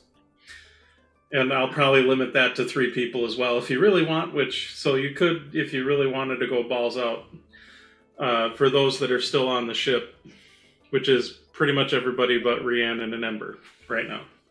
So is it more beneficial to use a spell slot, or I don't have a lot of it? Well, when you're using a spell slot, you add the level of the spell slot to the roll.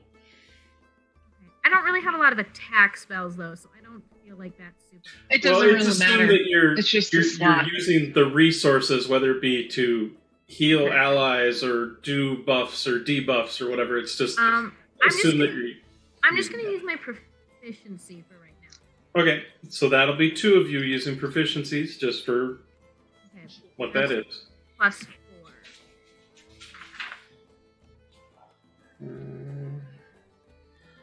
Okay, after Narashi is Gavin.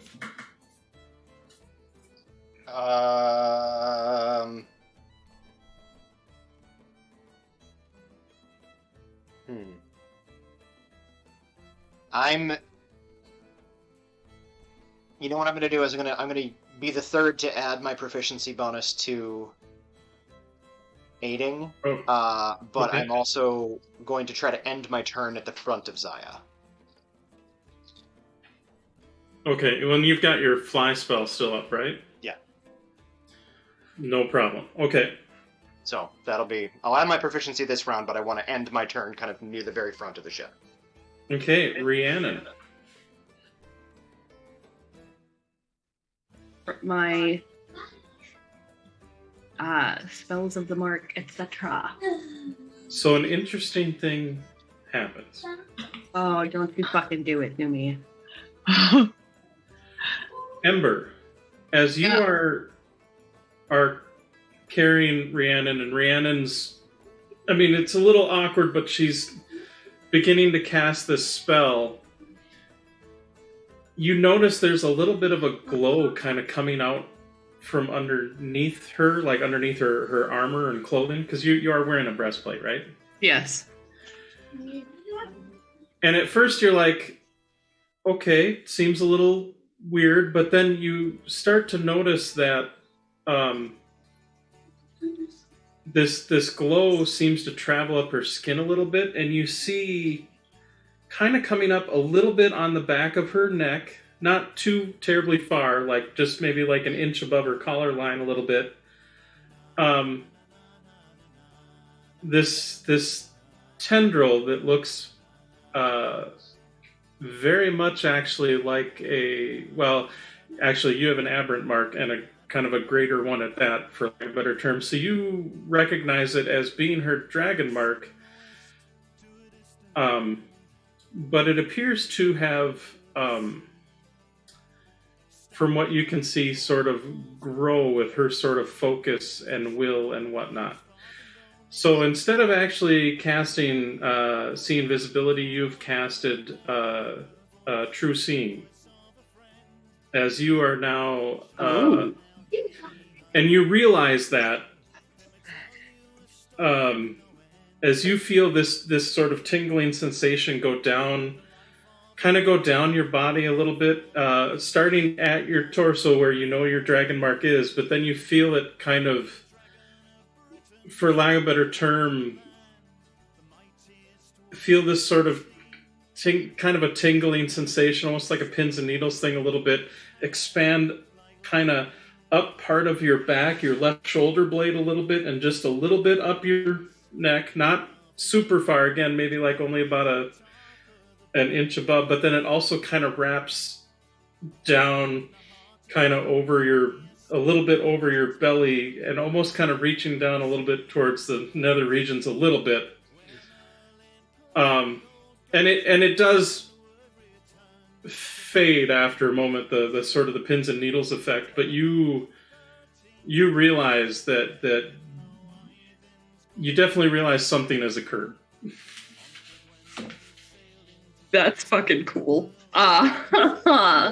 Do I see Draco? Oh, you see Draco Skull. Draco Skull is about 240 feet away from you, bleeding profusely as she's like trying to get the fuck out of there, because she is not doing well. She probably can't hear me from here if I yell at her. It's fine. Maybe. Because Rhiannon has a big mouth and can't help herself, or chooses not to help herself, Rhiannon will just shout, "Turn around and fight, you coward. We know where you are." Bitch, we're coming for you! That's all. Ember, we might die. I'm cool. You got any regrets? Not actually, no. I feel pretty good. Then we're good. That's the end of Rhiannon's turn. Okay. At the end of Rhiannon's turn, I gotta look something up real quick here.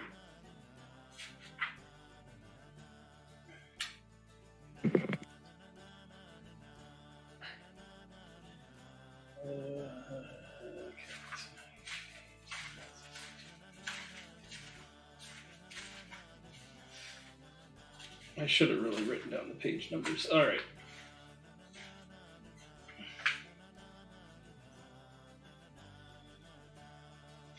And not even close on that. Okay, so...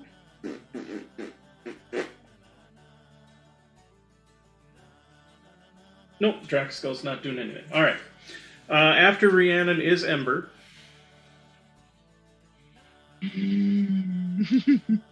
And Ember, you noticed when Rhiannon started kind of shouting things and you guys are talking to each other, she kind of looks up at you and you see her eyes are kind of just glowing, like pure white glowing. Like, no, you don't see any irises. They're like just stars are in her eyes, basically. Like just...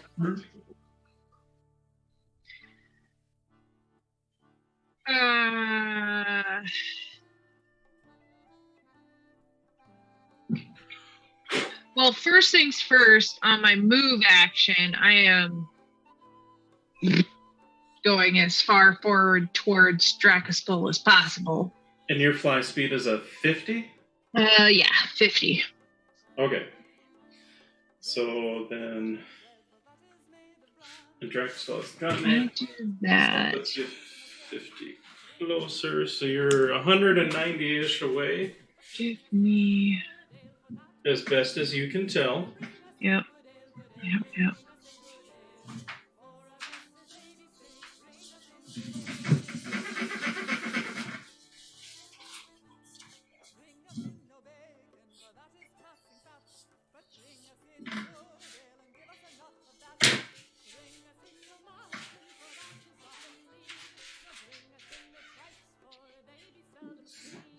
Just out of range on that one. But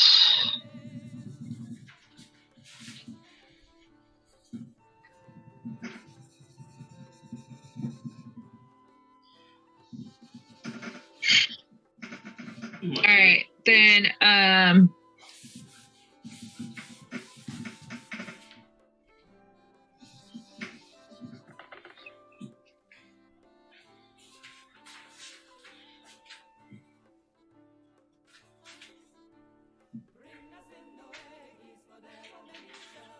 crap, these all have somatic. I mean, I would say you could temporarily, like, hold her. Can I at least, because I would like to do Eldritch Blast. Okay. Because that is an attack roll. It is. Now, you will have disadvantage on your attacks. Okay. Because Dracoskull's invisible to you. Oh, yeah. That's fine. I got 3 of them. I'm hoping one will hit. I mean, the odds are, not great, but, better than nothing. All right, so... And what's the range on your... 240. Okay. First one would be a 15. That misses. Oh, that one misses. So that's a 9. Oh, 22. Nope. Okay, so... Hot shots. Effectively...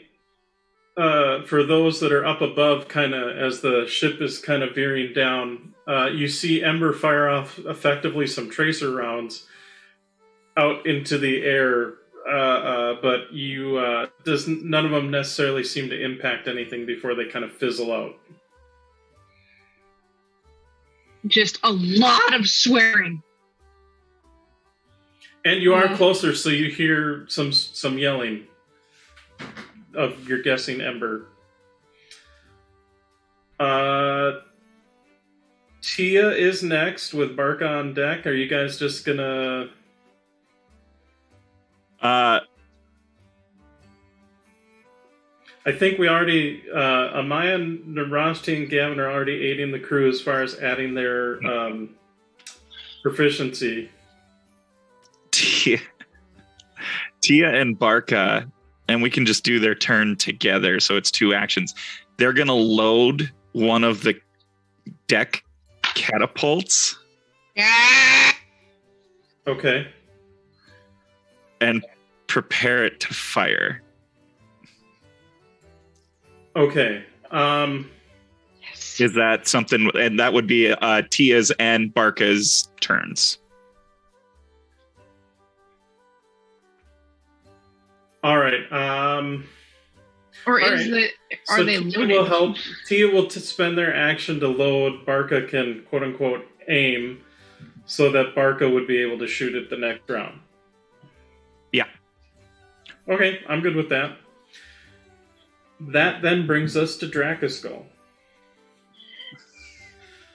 I see no way in which this could go poorly for us.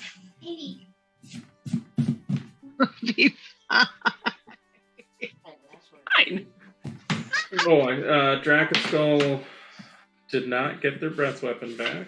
Oh, thank God. We might survive. We might survive. Dracoskull did see some shots shoot off towards her a bit, so she knows that you two are kind of down, flying behind her. However,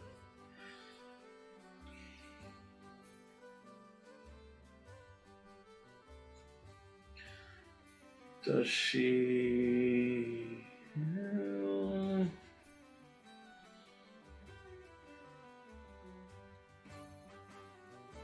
Yeah, but that would use up her last 4th level slot. Damn it, limited choices, offensive magics.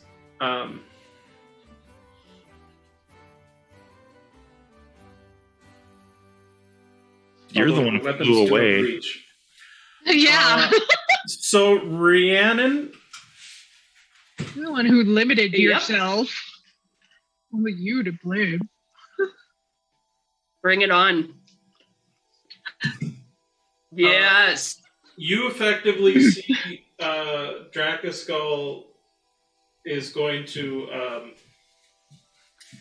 for all intents and purposes, move and dash. And so it's only about 30 feet away from you guys.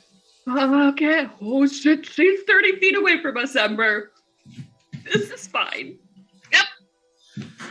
Shit's going down now. That was a choice we made.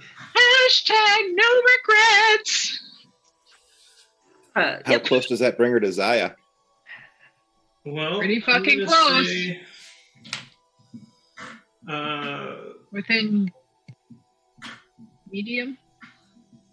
Like 100 something? So it's 160. You're 320, so that's like 100 and God damn it, why did I erase that before doing math?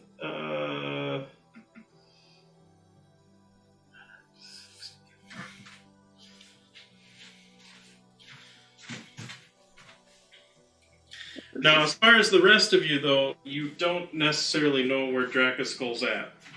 And you are far enough away that you're far enough away with the sounds of battle and the wind whipping by as Zaya is hauling ass. You don't necessarily know that the that Dracoskull's that close, but there's that. So that was Dracoskull's turn. So now we get to roll the die roll again. So we had 3 of you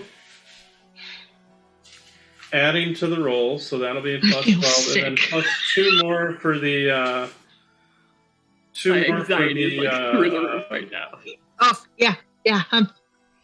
For the loss of the people that they already have. So Gavin, go ahead and roll with a plus 14. You got it.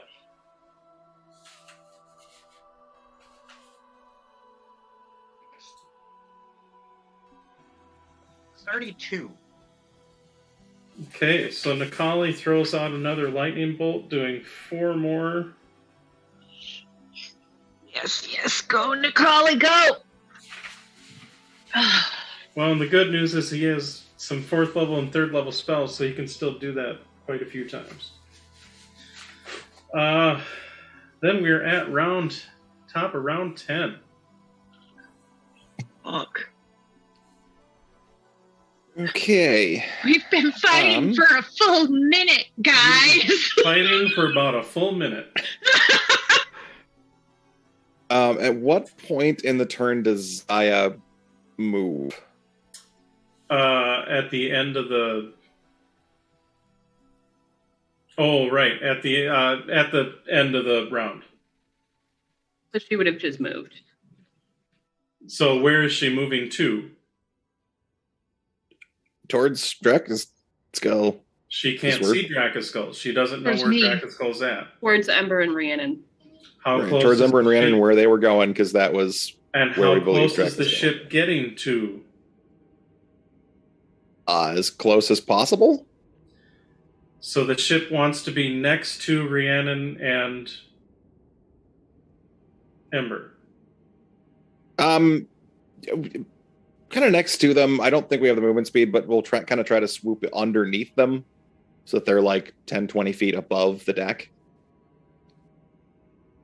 Okay, so you want to be below them, but basically otherwise following in their path and trying to stay as in their course as possible. So that would be most likely then probably like a double move, which is Berezaya as far as that goes. Because her move is 130 feet per move speed, or per move action. Okay, so Ember and Rhiannon, how high up how high up did you want the ship to be, had them to be hovering above the ship? We'll say we'll try to put them about 20 feet above the deck. Okay. So I will say that the ship is now kind of brushing up against the foliage of the jungle. Okay. And Ember and Rhiannon, you see everybody sitting there. So then top of the round would be round 10 would be Amaya. Okay, and we still don't see Drakuskull, so no, but Rhiannon would be shouting about how Drakuskull is right there in front of us. Yeah. And what are your passive perceptions? Because combat is still happening. Sure. Amaya's passive is 19. Okay, so Amaya hears Rhiannon. Okay. So with that, you have a rough guess of where the dragon may be. That being said, the Drakuskull's still invisible. If you wanted to try and attack her, it'd still be with disadvantage. Okay.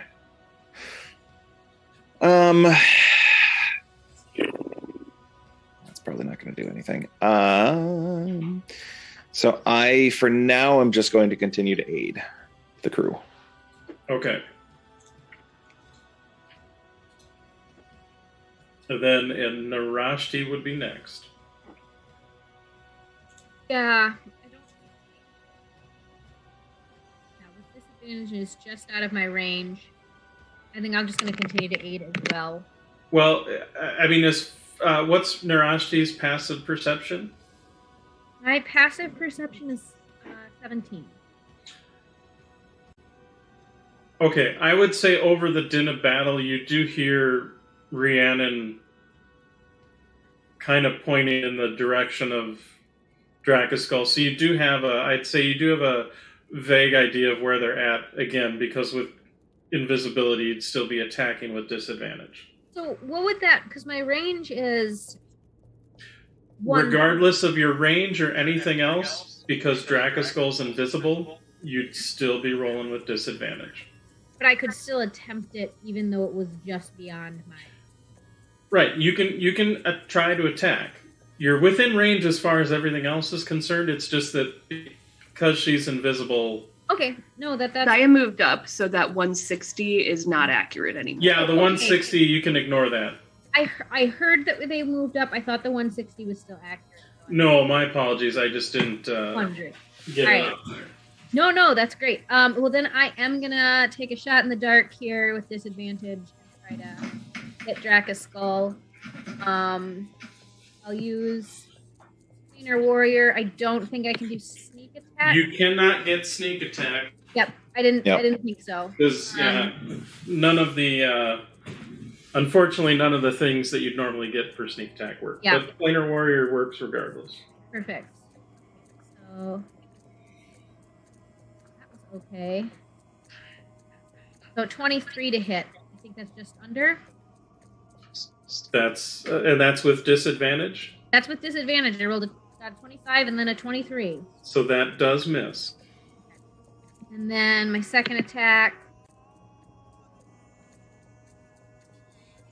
will also miss. Okay.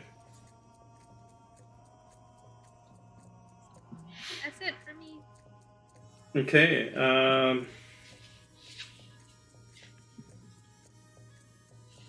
They're 30 feet away.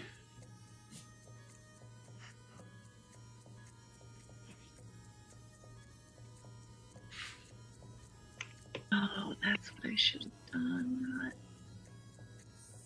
Eldritch Blast. Crap.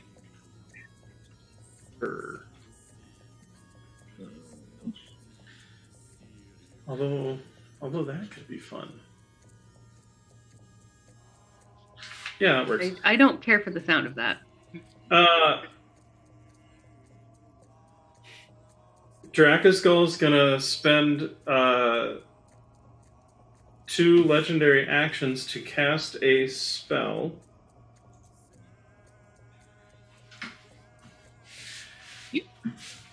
And Rhiannon, since you're the only one who can see this. Yep. Drakaskull's like right on top of you. I scream. So that was Narashti's turn. I believe Gavin is next. In casting, it wasn't an attack spell though, was it? I can't do squat because I can't see anything. My passive perception isn't sufficient to hear Rhiannon other than maybe the scream. I'm gonna have to just ready an action to hit it with Eldritch Blast when I have a target. Okay, so you were ready an Eldritch Blast to shoot Drakaskull. I have reactions, but I don't have anything I can do as a reaction. So, so Eldritch Blast, if and when Drakaskull becomes visible. Okay.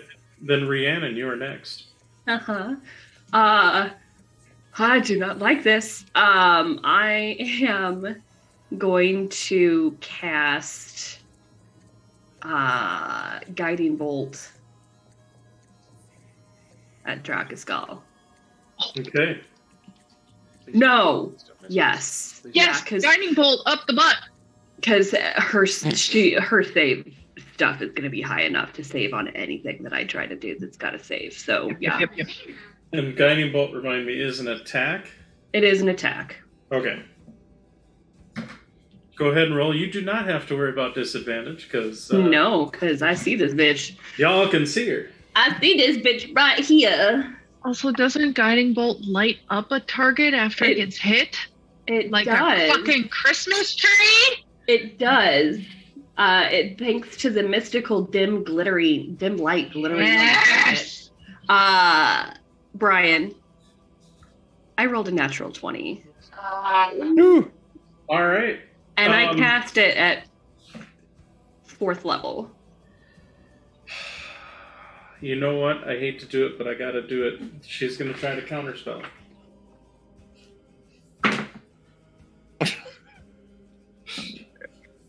And that 20. God! Oh. Motherfucking God! Bullshit! Ah! She's right in front of us.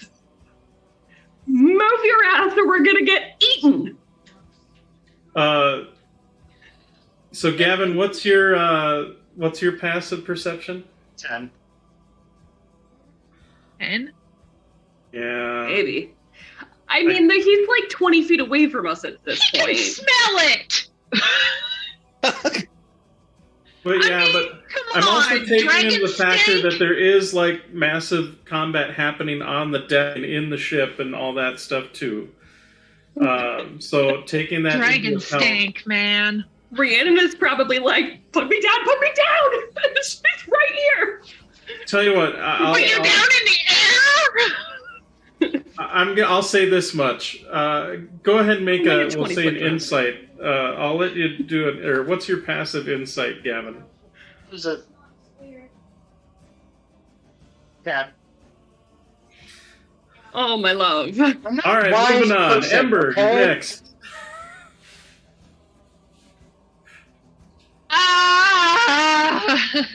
No, I'm sorry, but I can't.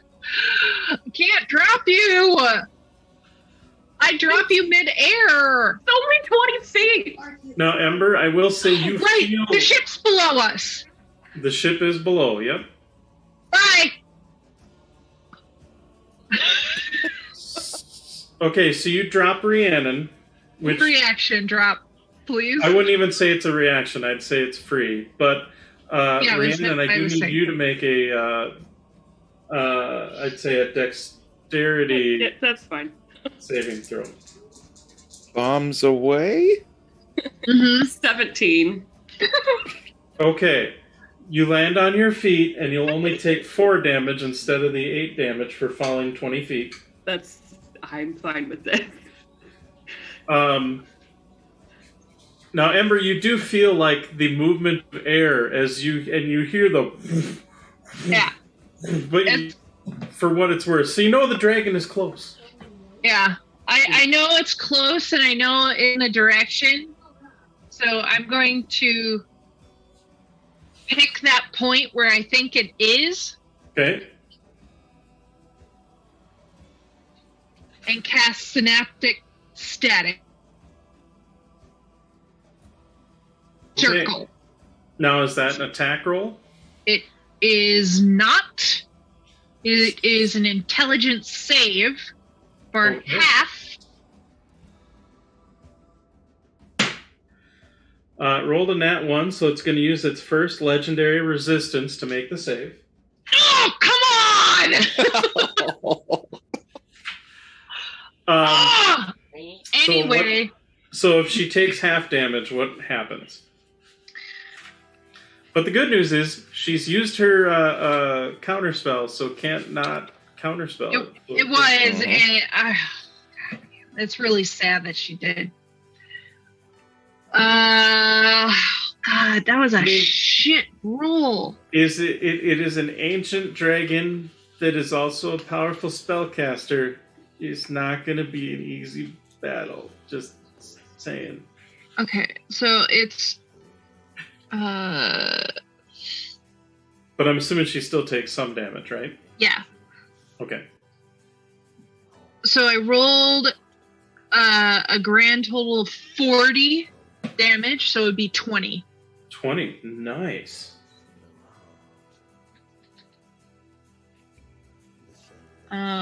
Yeah, and the rest of the stuff does not apply because they made the save. And then rolls. Okay, made her concentration check. I will say some of that was fire damage. It was fire and what else? Psychic? Yeah. Psychic and fire. Yeah. And I'm just saying that because, fire damage, people could see fire. Psychic is in the mind, but fire is physical. well, here's what I'm gonna say. She's still invisible, so if someone's looking really closely, meaning they have a high enough passive perception, Or Barca. they might who see a held- little curl or tendril of smoke come out. Thought somebody was holding their action until they could see them. I was, but my passive perception sucks, so I don't see shit. Ah, And And admittedly, Gavin's I was- also he's still. There's still bad guys surrounding you and stuff too. So it's not. right. It's not a calm environment that he's Right. trying to. And Barker used Tia. his turn to aim. Right. Tia, I All believe, right. is next. Tia is going to use her action to go load the other deck gun because I think you have 2. Yeah. So Okay. I mean that will be their action, and then Barca will hold his firing action now till he sees something. But Okay, so you're he does get really frustrated and angry and rages in his seat because he can't do anything because he can't see anything to fight it. okay. That's why I'm justifying raging right now. I like it. So He's biting his Dracosol, tongue. It is now Drakuskull's turn. Light me up, baby, so that everybody knows where you are. Yeah, but not if she's greater in Vist. So, Rhiannon is back on board the ship. Yeah, Ember, you're there. I am. She's gonna start with you.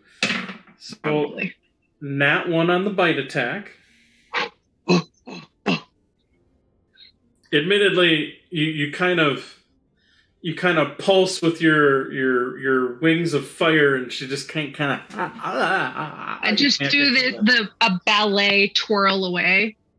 But then you feel a sweep of 18 years of dance. tearing, reaping claws slash into you, and I'm pretty sure a 32 and a 33 hit.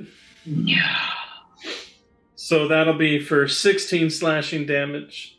Okay. And another 16 slashing damage. Sure. But here's the thing.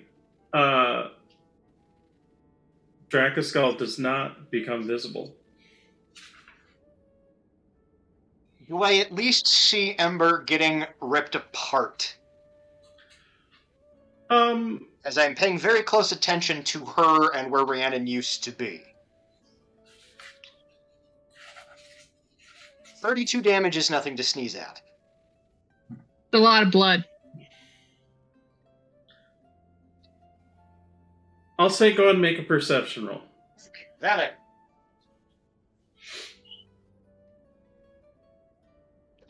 18 on the die, so 18. Okay.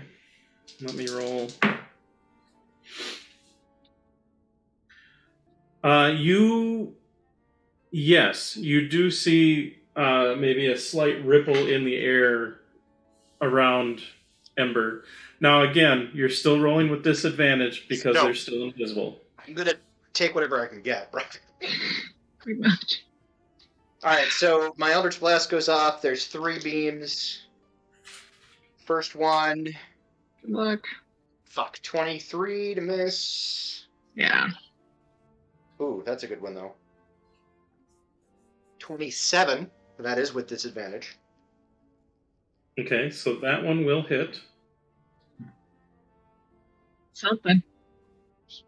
15 plus 25. Miss. Nice. Okay. Fine, it's fine. Everything's fine. Ember the tank is going to save the day. 14. Do you want me to just give it all since it's force? Yeah, you can just add it all together. 26 points of force damage. Nice. Okay. Feel the breeze go past my cheek. One goes wide, but the other 2 hit home. That was Gavin's ready to action. Barco, what's your passive perception? Worse than mine. 9. Does she maintain concentration on her with the damage? That's... Yeah. Dang it. Rolled an 18 on both dice. So, just the dice alone. Which would have been really great for an attack. Come on, frickin' Drakuskull. Let's kill a person. Hey! Let's not. What? I can plot your demise. It's legal. So that was effectively Drakuskull. Is it? I'm gonna say because Barco's perception is kind of low and kind of seeing everything else going on too. I'm gonna say your ready to action does not go off at this point. However, you still have a ready to action at least until you go again. I did roll my perception and I got a 0. So it's yeah, makes sense. So Phoenix, you will need to make the kind of mass combat roll. Now, I apologize. Did Amaya and Narashti do anything to aid the crew? Amaya and Narashti both aided, I believe. Okay. And they were the only ones, I think, right? Mm-hmm. So then it's going to be time. a plus, I believe it'll be a plus 10 to your roll then.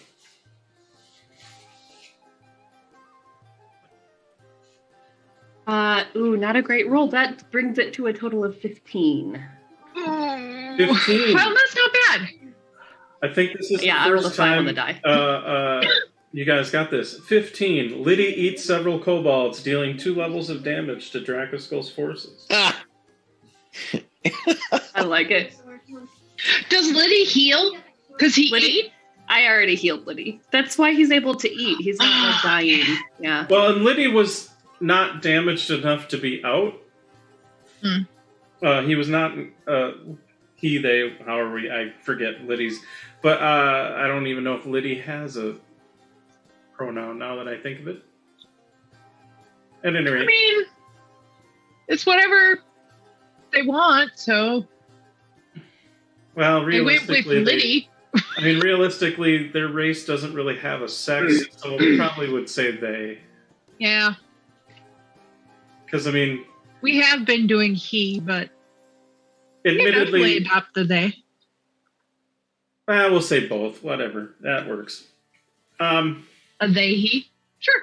A they, he. That works. He, they. Because, I mean, they do produce asexually anyway. Like, they just kind of like bud little mini So I guess they, he. mimics. So, they, he. Yeah, that works. Oh man, I now all I want is a baby Liddy on board. Well, there are some interesting things that happen when, if you have a mimic, it's in Tasha's book of stuff, but yeah, they mention what a gaggle of mimics, what that's like. Anyway, the picture for it is really cool. I digress. We are now at the top of round 11. Define cool. All right. Top of round 11. Ember and presumably Drakaskull are now directly above Zaya. Yes, and Amaya, your passive perception was what, a 19? Yes. So you saw Ember get attacked. And, Okay. and slashed up.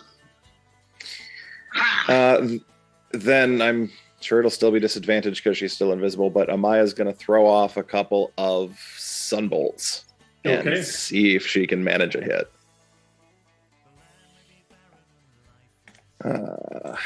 So we're rolling with disadvantage.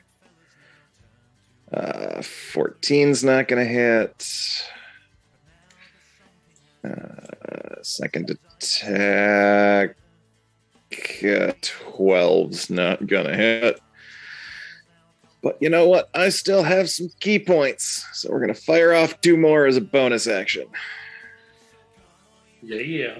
I would say save them until you could see them, but it's no use. It's Maya. Yeah. No, 15's not gonna hit. But the last one is a 25. That will hit. All right, so one of them gets through. Oh my And we'll god. manage to deal 9 points of radiant damage. Take that. Okay. And Does if it there's light any 'em up? concentration, You see, I mean, kind of like your Eldritch Blast before when you were chasing Drakaskull. You see several of the sunbolts kind of go shoo shoo shoo, but you do see one go and actually looks like it impacts something, but it doesn't like light up.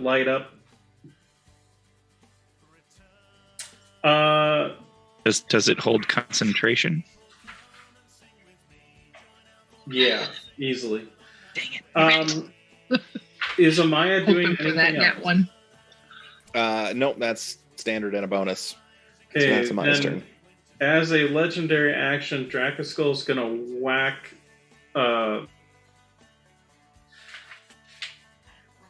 Actually, how below was the ship? 20 feet. 20. 20. Come and get me, bitch. So she can hit really anybody. Bring it. I'm the one who can see her.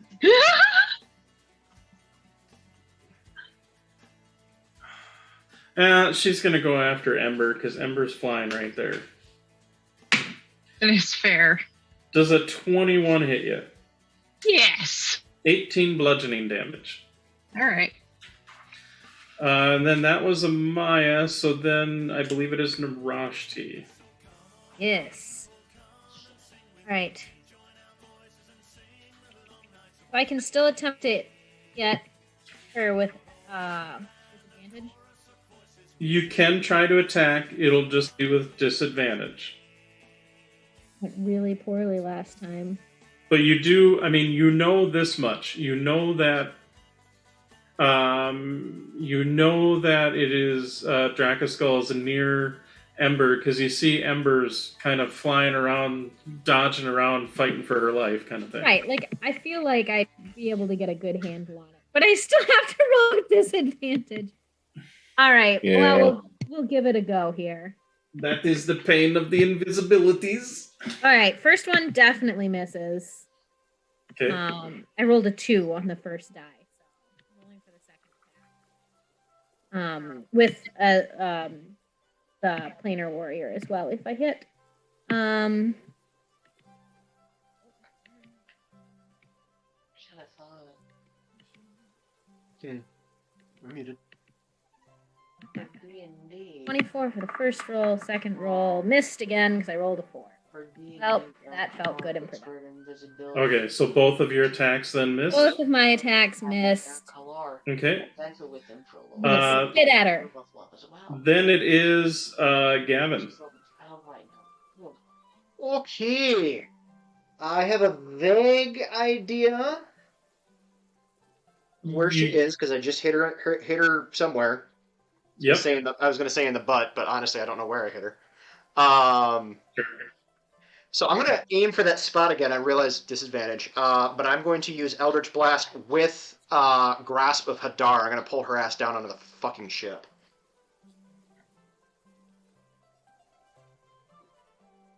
And hope I, hit her. No.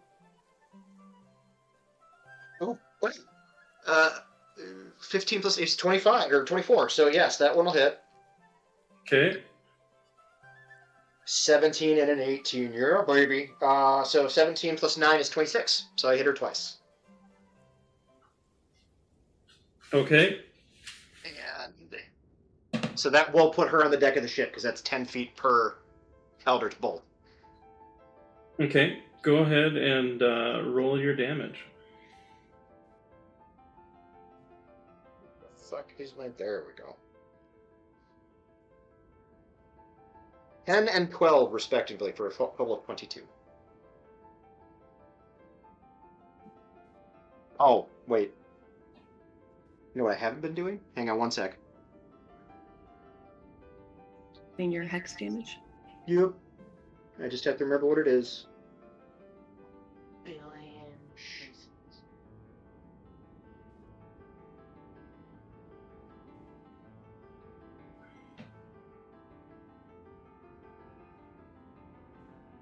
Oh. Ooh.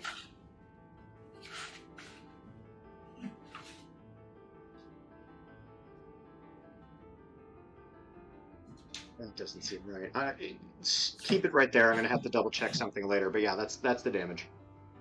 Okay, and actually, I'm going to actually say as a reaction, she's going to attempt to counterspell you. It's a cantrip. Your Eldritch Blast. Yeah, it's a cantrip. So much. Shoot out. You see, like 5 or 10 feet, they just kind of fizzle. And Rhiannon, because you can actually see the dragon. Reaction. You do see that Because you see, she is like savaged, Yeah. like kind of barely hanging on. Excellent.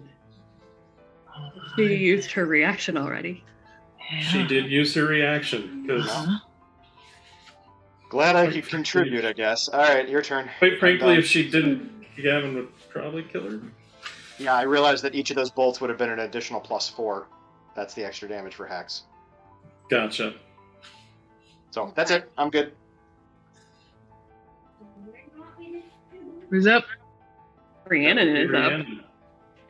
Get him.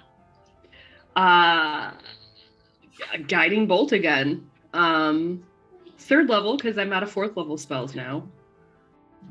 Okay. She, And you can't counterspell it. no, I was just thinking before you go, I technically could still do a legendary action to whack Ember. And I think I'm going to do that because I'm a dick. Does a 28 hit Ember? 18 bludgeoning damage. Now, Rhiannon, you may take your turn. It's seriously just a dick move. 18 plus 6 is a 24, I believe. Yes. Right? His math? Yeah. 18 plus 6, yes. Okay, that is a hit.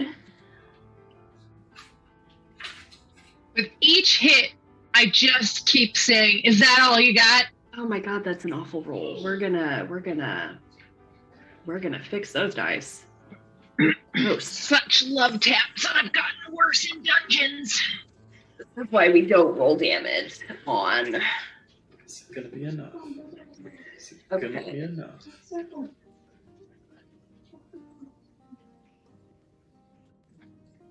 Hang on a second.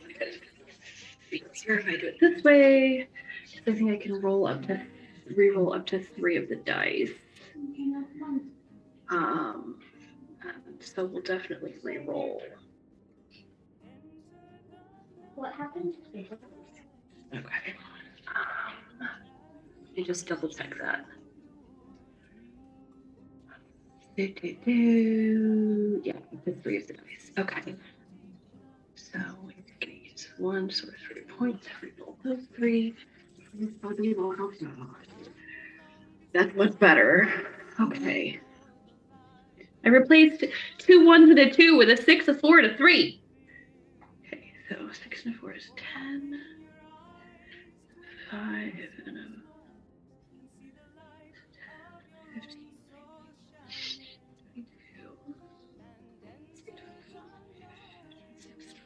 15. 27 points of radiant damage. Please drop. 27? Uh-huh. She had 12 left. How you want to do this? Okay, hey. I'm in the middle of something right now, child. I need you to go Are that you? way. I'm fine, yes. Just a timer for 40 minutes, please. You celebrated too hard. I celebrated too hard. So Rhiannon, like, there's this moment where Rhiannon sees Draco's Skull counterspell the Eldritch Blast, and like she just gets this shit-eating grin on her face as she looks at Gavin and is like, "That was perfect." And then just from the tip of her staff, just this radiant beam of light that hits Draco's Skull like right at the throat, and just explosion of light. She becomes visible again because she's dead now.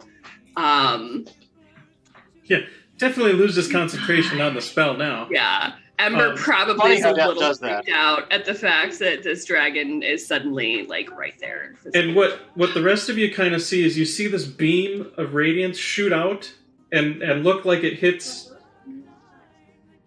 nothing for a moment. And then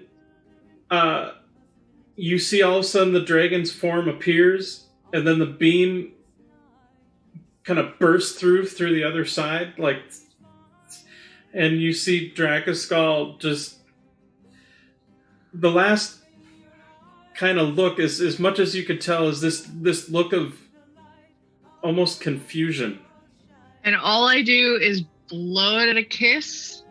And then Dracoskull just collapses on the deck, crushing, I'm sure, several of her henchmen, because really, she's the size of a barn. She's going to crush a few people.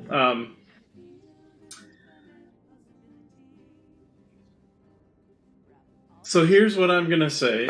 Shows up immediately. See you guys. I will say, About fucking time. Hey guys, we're here to save you. Thanks. So here's the deal. You guys had already defeated, on the combat checks, you guys had already defeated at least half of Dracoskull's forces that were attacking. Mm-hmm. I have no doubt, with all of you focusing your attention on them, they're going to go down fairly quickly. I have another 2 level 5 synaptic statics that are 20-foot radiuses. Yeah. Everybody hit the deck! So we are going to kind of go into story mode here, because I think I'm going to effectively say combat is over. Between the rest of you now focusing all your attention on what's left of Dracoskull's forces, and the whole crew getting in, you're all injured. Like, everybody's probably injured at the end, because, there's still plenty of combat to go around, but you managed to defeat Dracoskull's. What remaining Dracoskull's forces are on the airship.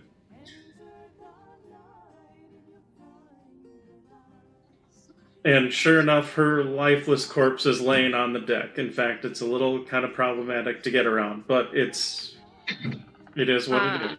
I vote that we take said lifeless corpse back to New Throne and dump the body in front of her forces so they back the fuck off. Hell yeah! Isn't like a dragon worth a bunch of money? I mean, it's the easiest harvesting we'd ever have. We can go to its hoard. I believe Gavin. There's a number of things I would like to advocate, and y'all can tell me if this works for you. I think the symbolic dumping of the dragon corpse is a good idea, but I think we should also stand over it and then subsequently harvest it, because fuck those guys. This is our kill. Second, I think we then should use this piece of rubble that I stole from the Dracoskull's lair to go steal all of her shit. Because fuck that bitch. Does anybody have any issues with this? We'll need Meredith to come and transport us. Speaking of which, Meredith and your father and your mom appear.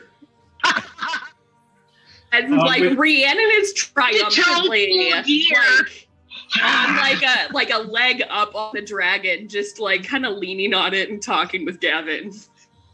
And realistically, they probably would have shown a commemorative portrait right there. They probably would have shown up probably like the round after you killed Dracoskull, so they definitely did help with clearing out the forces too. But I mean, you guys did all the heavy lifting on this. By no means, they are impressed. Because we are an impressive bunch. We're impressed. I mean, you've got a gargantuan blue dragon corpse sitting on your ship. This is the second one we've killed. Third one. Third. The second gargantuan one we've killed, and I'd like to point out the second gargantuan we've killed in 24 hours. In 24 hours. Mm-hmm. I think we deserve a nap. So, I agree. My spell slots agree. Suffice it to say, Rhiannon, all three of them, Meredith, Lyria, and Karth, I'll give you a huge hug. Oh, I do not let go of my mother. And after things have settled down, you head to New Throne then? We're gonna head to New Throne. We're gonna make sure they stop the attack by dumping the body in their midst. wait till they flee, because I'll tell you right now, I'm not going Just to like play. all of its guts. So are you dropping the body outside of New Throne, like in the center, like the city center of New Throne? Like where are you? As we're approaching, where is the fighting kind of concentrated the most? I mean, they're fighting throughout the town. It's the command center because I mean, her general's dead. I'm curious who's in charge at this point. Well, probably some like half dragon. Is there a high point that we could just like skewer it on? You know this much. The kind of probably like the town square would be probably the most visible area as far as ground forces go. That works for me. Dump it in the town square, and then I think we're going to put on a little demonstration. Mm-hmm. So how high up are you going to be before you dump the dragon? I mean, not Close enough super that we're not high. going to hit any of the good guys. Yeah, we don't want to like do damage. damage. Yeah. On the way there, Barca is going to cut one tooth out just because I have a plan for a tooth. Fair enough. So how high up would you say you're dropping the corpse? What do you think? 100 feet? No, 100 feet's good. Okay. Yeah. I am worried that it's going to damage the town if we drop it. It is going to damage wherever. Well, if we drop it we're inside going the town. If we drop it just if we're outside talking the town about somewhere. dropping it in the city center, yeah, like that's. Is there a big open like city square thing that we could drop her in without destroying? You could drop it. Yeah. There's a town square. You could. That's a fairly open area. Let's call it about 100 feet. Yeah, sure. Okay. Oh God. So we're gonna kill. This isn't gonna go wrong. Yeah. So here's the deal: from the warriors that are down below, they're busy fighting this desperate struggle against all these forces, and a cheer starts to go up as they see Zaya kind of coming in. No. Fuck you! Shut up for a moment. Let me fucking talk. Jesus. Mute yourself. As they see Zaya closing, and coming overhead, then the people of New Throne are starting to cheer now that their heroes have returned. And then all of a sudden Zaya kind of tilts a little bit, and there's this corpse of this dragon that just drops and hits the ground. There's a big thing of dust and stuff that plumes in the air a little bit as everyone, both good guy and bad guy alike, are sitting there going, as they just saw, and like several of them can't even like process it, but after a few moments, you hear this cry of anguish from all of these your Drakaskul's forces kind of start just undulating out in waves of sound, and you see they break ranks and start running for the hills like they're G to the F to the O. Fucking right. And then you just hear like screaming and roars of cheering from the people in New Throne as they're just like freaking ecstatic. And we didn't kill anybody when we dropped the dragon. I mean, you might have killed a couple of Drakaskul's forces, but fine. I'm here for that. That's fine. But truthfully, the town square is a fairly open area, and if you're fighting a big urban combat, you usually want cover. So like, unless if you were dumb enough to be out in the open, it's on you. So there's a lot of cheering and general chaos, and you see in some areas there's maybe a little bit of a fighting withdrawal, but for the most part, Drakaskul's forces just kind of rout and run off.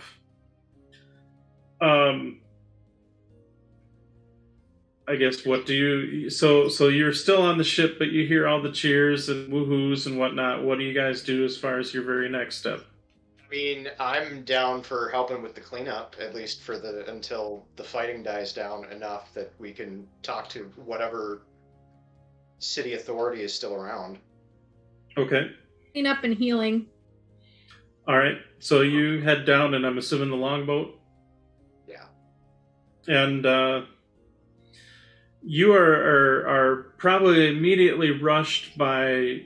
Granted, they're all fairly beat up and injured because they've been fighting off a siege for several weeks now. But as you guys kind of land and get out of the boat, you just see like people are coming up, giving you hugs, shaking hands, giving hugs. There's a few kisses. Like they're just.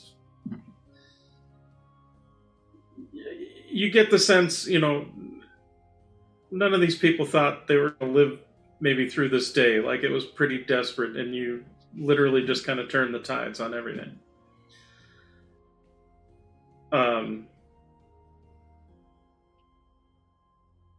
Ember, you see as the cheering kind of commences and more people sort of gather, some more people gather in the just to kind of see what's going on. You see Kira and Tosh and Coop kind of come out, and they immediately, as they kind of see you with your flaming wings still out, because you're probably not fully into your whatever it is hour time frame. Yeah, so, it's 1 hour. So they just kind of like they run up, but then they kind of stop to see you, and they're kind of like you see Tosh and Cooper just kind of sitting there kind of awestruck, but you see Kira, she just runs up and just kind of jumps on you and gives you the biggest halfling hug with both arms and legs. I know, my hair's a little shorter. And you see, and I mean, her outward persona is punk rock, but you do, as she kind of grasps onto you tightly, you do see she's like looks into your eyes, tears kind of streaming, covered in the dust and everything, tears kind of streaming. It's like, and basically it just says, "You're one badass bitch," and then she just starts giving you the biggest kiss. Making out the battlefield. Yep. 100%. And I give a high five to Tosh and. actually, as you're sitting there making out, yeah, Tosh, just give a high five, and Coop just kind of like, all right. Brings a tear to my eye, it does. I give him a elbow. It's fair. I mean, admittedly, you're not coming up for air this entire time as you're doing this. So, absolutely not. No, she is like full on, and I'm just walking around and doing my thing because this is normal.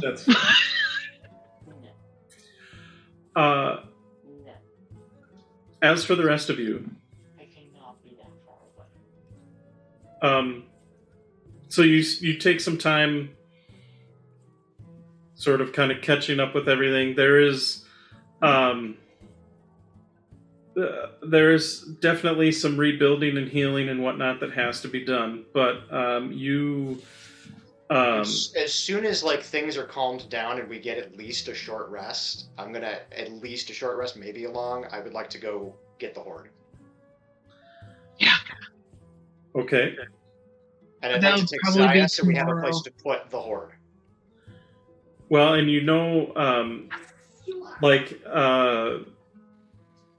for Meredith to try to teleport, she would have to rest a day because she can only do. Like we should just take Zaya to the Throne of Dragons or whatever and load her up because I mean the two dragons that were living there are dead.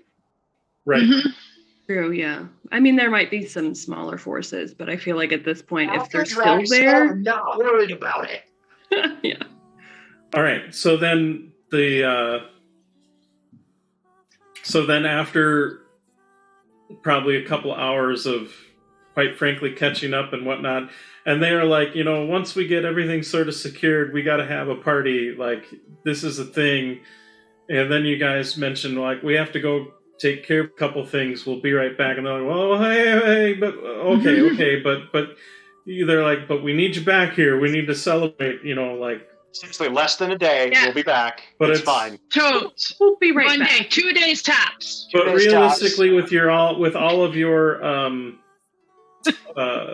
And we'll be back, promise. with the average charisma of your entire group, which is fairly fucking high, you're able to diplomatize your way, so it's not really a big deal. And you head out to Hakatorvak, the throne of the whatever it was gods, or dragons, the Rashak's and Dracoskull's lair. Mm. And you do see there are some dragonborn and some kobold and some lizard folk and whatnot that you've seen kind of living there before. Obviously, none of the actual combat forces, other than maybe like a small retainer of guards, are still in kind of the obsidian city that whole place takes in. You do notice, however, when Zaya starts flying over, they all go to kind of run and hide. Like, they're not gonna fuck with us. No. That's a wise choice. And so a bunch of you get on the longboat and kind of head down, and you see the entrance to that kind of obsidian cathedral that was Rashak's lair. The doors to it are open. And you see there are some again, different scaly folk, we'll just say, to encompass all the draconic folk that you've seen, that do, like, see you and sort of kind of, like, bow and get the hell out of the way, but none of them take any sort of aggressive action. And so you travel through the halls kind of back to where you knew where Rashak's and Dracoskull's lair was. And you hear the sound of some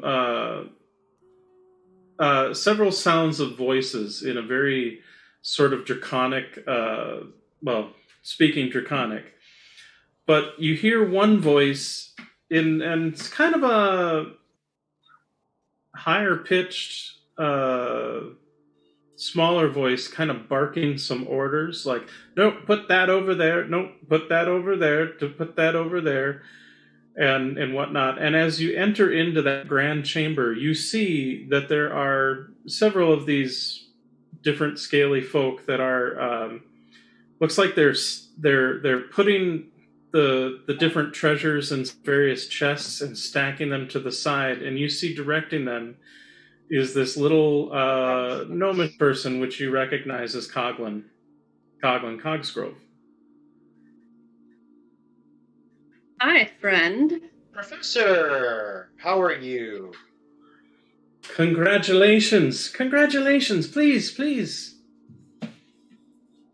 And you see, I believe, and you see Coglin turns around and then starts heading over to a different pile of what looks like some other chests and whatnot, but they're more modern design, whereas the ones the treasure was being put into were more like kind of oldish stone chests and stuff that looks like they were very much maybe manufactured in Kabara.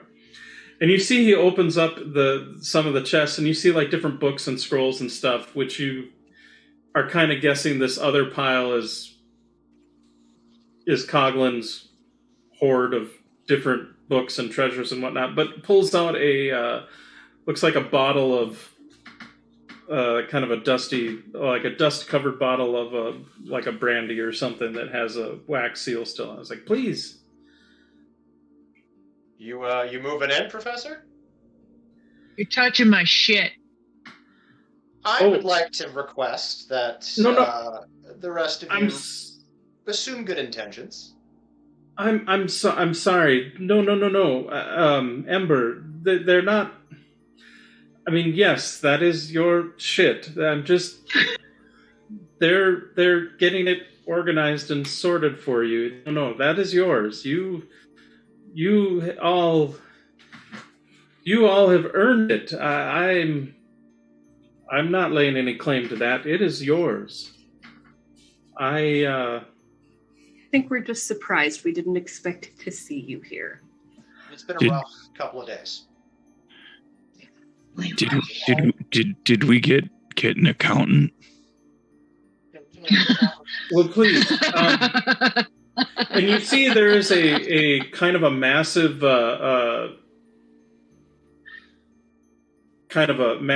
stone sort of altar that would be the equivalent of like a big like a dining, like probably the length of like a dining hall table, or it's like, please grab a seat, tell me everything, tell me how. I've only just heard the news now from certain ears, but please tell me more about it. Gavin will Ember. Ember, do you want to tell it or do you want to back up? And sure. And I agree with Cap. And he starts passing out. You see, he's got several bottles of different liquors that look like they are well aged and in very good condition, and they taste wonderful and whatnot. That he passes around, and as you kind of finish explaining everything that sort of happened, and jazz hands, you see Coughlin is like, I am heartened to know that you have all survived these trials. Dracoskal is a challenging enemy by no means. Was a challenging enemy. Arca didn't even die this time. No, but Rhiannon almost did. That is true. Got there in time. No one died. It was okay. I know, that was clutch. That was seriously clutch. I do also have to apologize.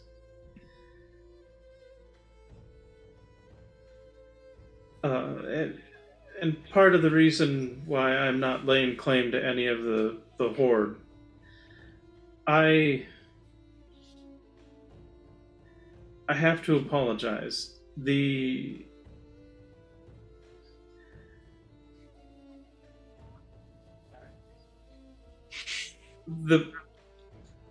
Dakani prophecies that list you as the children of calamity, as thwarting Dracoskal.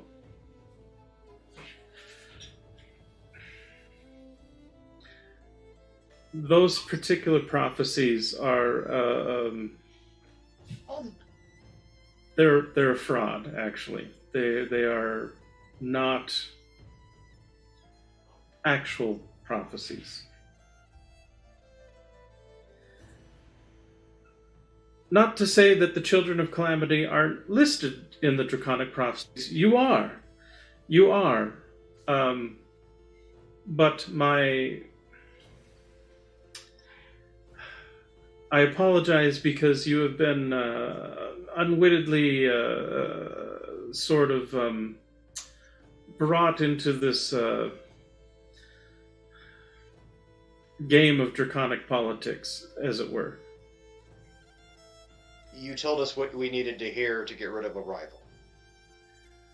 Well, it wasn't even that so much. There are listings of potentially a draconic nation under a blue-scaled tyrant that could have formed in Kabara. As those things are true,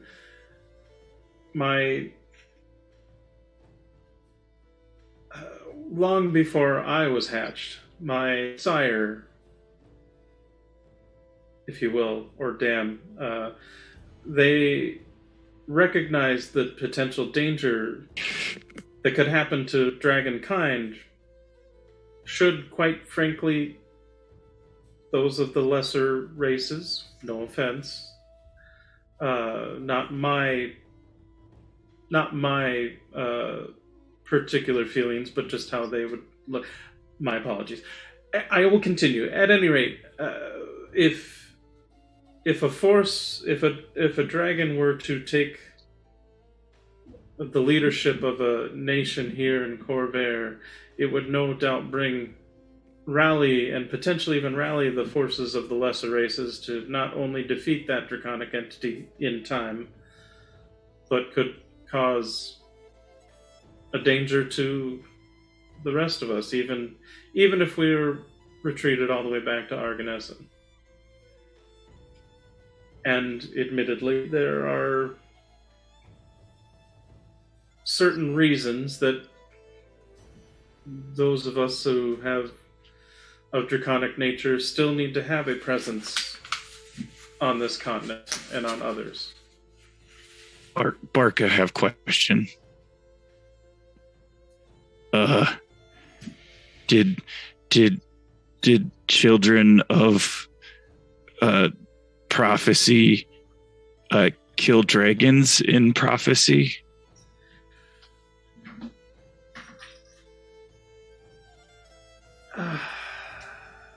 So there are some prophecies that relate to the children of calamity. Yeah. Defeating a dragon was not necessarily one of those things, but my progenitors, well, the best lies and falsehoods are usually wrapped around a kernel of truth. You use many words. Barca, ask yes or no question. No, Barca. No, not particularly. So, was it Drakaskull that was in the dark? Yes, the Dakani prophecies were made, again, using those kernels of truth to craft the proper lie. So, and done in such a fashion that Drakaskull believed them. I just need to clarify this so that we're all kind of on the same page. Your people, not you necessarily, but your people concocted this prophecy, which then caused Drakaskull to believe that we, and he gestures to the rest of the party, were these children of calamity and potentially destined to destroy her, which then caused her to set off a chain of events that drew us into this entire mess. Yes. And he kind of looks at the rest of the party. I just wanted to make sure that we all knew who to point the finger at. I, again, do apologize. Coglin, because that's the name I can pronounce. I'm not particularly mad at you. Hell, I'm pretty mad at Coglin. I'm not particularly mad at you. I can't speak for anybody else. What I am going to say is this. I have zero desire to continue to be a pawn of draconic machinations. So I'm going to ask you this one time. Are there any more individuals that these prophecies were given to that we may have to fight at some point in the future? No.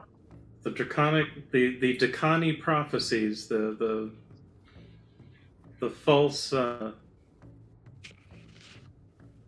prophecies that were developed by my progenitors was specifically designed to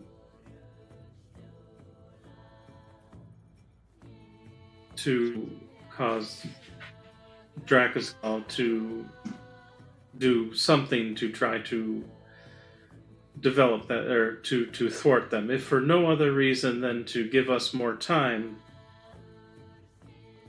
to develop another plan. But then Dracoskal decided to take you out, as it were,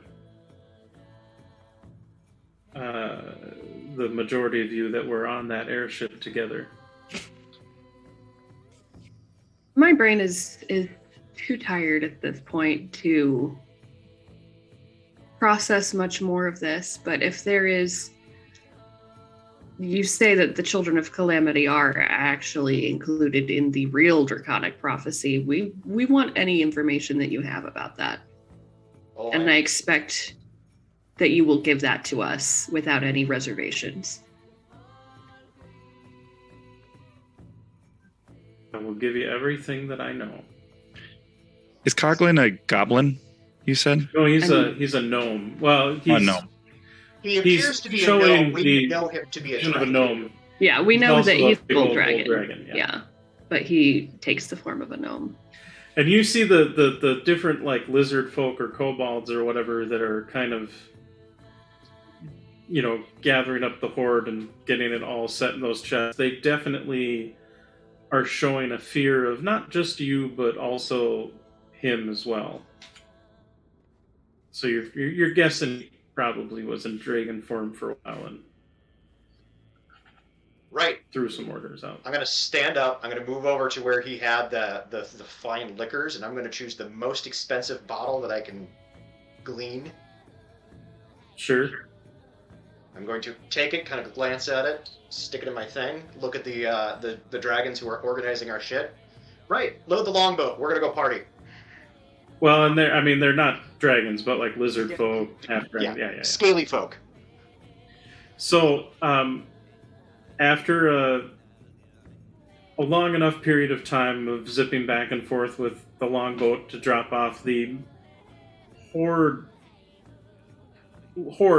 because plural, of loot, you are able to do that, and Coglin does say, as kind of a parting thing, I do apologize again.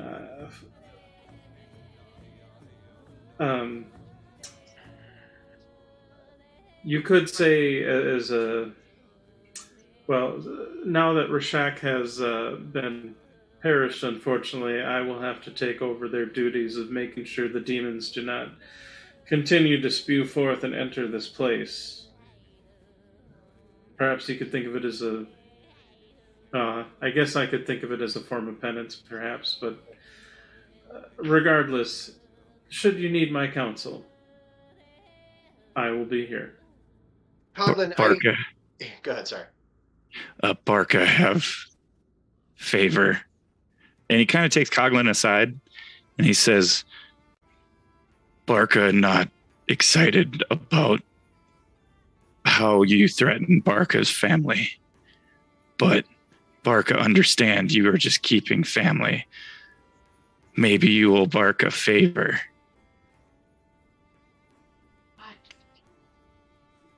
Very well. If it's within my means, what favor do you ask? Barca, and we can discuss this later, but Barca gives him a tooth from each of the dragons and instructs him that he would like to figure out a way, since he is a gnome / dragon of knowledge, that he could create a weapon that infuses both of these teeth into this big kind of double-sided axe. Okay.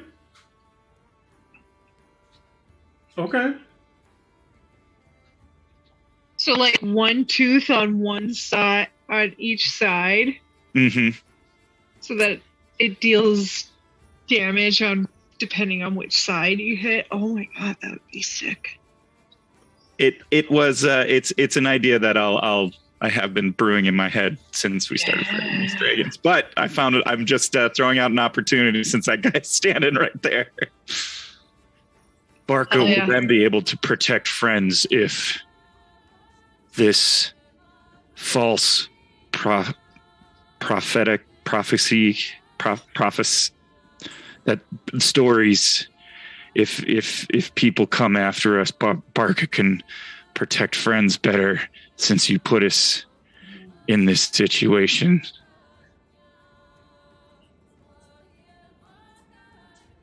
I will also suggest, at least to Tia, that this might be an opportunity for her to make a foray with somebody that would potentially be able to get her home. Get them home. But I'm not. When you mention, well, and depending on when you mention that, Coglin, who is surprisingly perceptive, is like, I would be more than happy to. I would be more than happy to bring you back to Arganessen. I have magics that can allow such things. I will say to you that you are always welcome to stay. I do not wish for you to go, but if this was your goal when you first came to us, then this is an opportunity. And you see Tia's like, thank you for the offer, but no. I'd rather stay with my friends. Oh, Tia. And then you see Tia just kind of turns and walks out. With maybe just a little bit of tail saunter at the back. Yeah. Gavin's got a bit of a slagger in his face, but he doesn't say anything. It's growing up so fast. Yeah, they are growing up so fast. As everybody is, unless anybody, Gavin is going to kind of hang back to chat with Coglin last as we're leaving. Well, and I'm assuming some of this is like being said as, because again, it's going to take several trips. I'm gonna have to stop by a bank at some point, y'all. I mean, we gotta go back. Amaya's also. The cargo hold also was more on the empty side before, not so much anymore. Yeah, we're maxed out now. Uh-huh.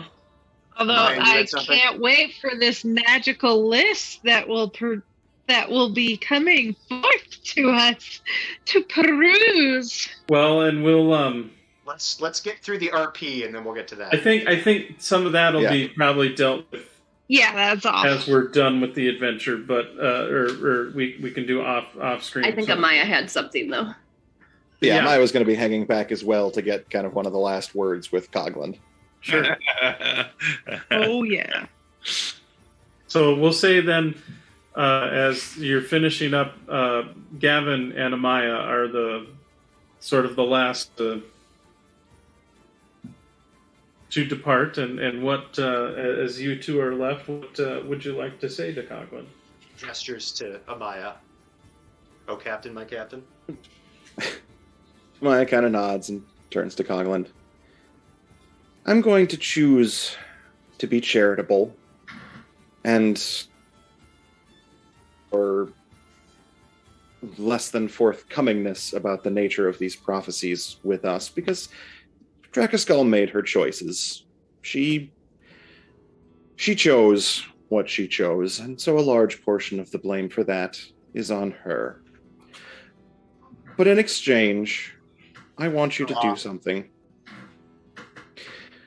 I want you to go to the people who made these false prophecies and who made sure that Drakaskull was aware of these false prophecies, and you tell them that if they ever paint another target on our backs, if they ever get us involved in their machinations, if they ever get in our way,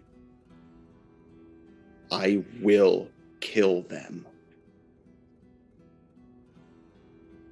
And then she'll just turn and leave. And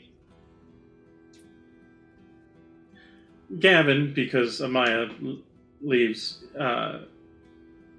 Coglin just kind of waits for Amaya to get out of earshot. It's like, for what it's worth, my progenitors are no longer of Eberron. So I've only inherited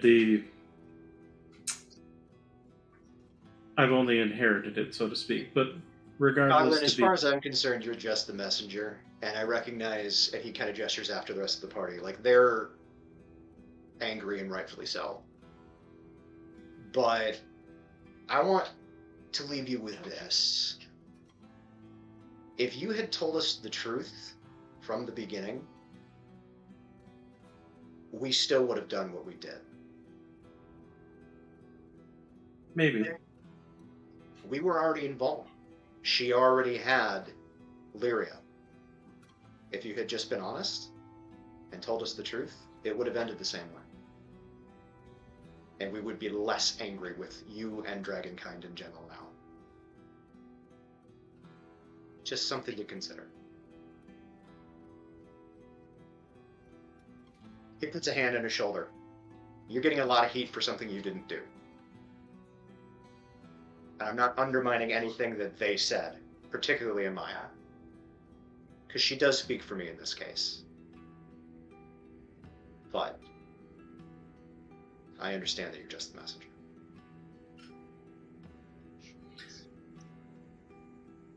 And he turns and walks out. Okay. And you know, that's a good spot. I think we'll end it there. Awesome. So for those that are watching the recording, thank you all for joining us. Thank you for your patience with our technical snafus. But we have killed the tech gobos that have been in Gremlins that have been... You say that, it hasn't aired yet. We'll figure that out in a little bit. At least that's what we're hoping. So, or at least we've chased them away. I think in as far as I know, we should be back in 2 weeks. And I don't have any conflicts as of this point, so... Yeah, and I don't either that I know of, so... Alright, thank you everybody. all for joining us. It has been lovely. We will see you next time. Bye. Bye.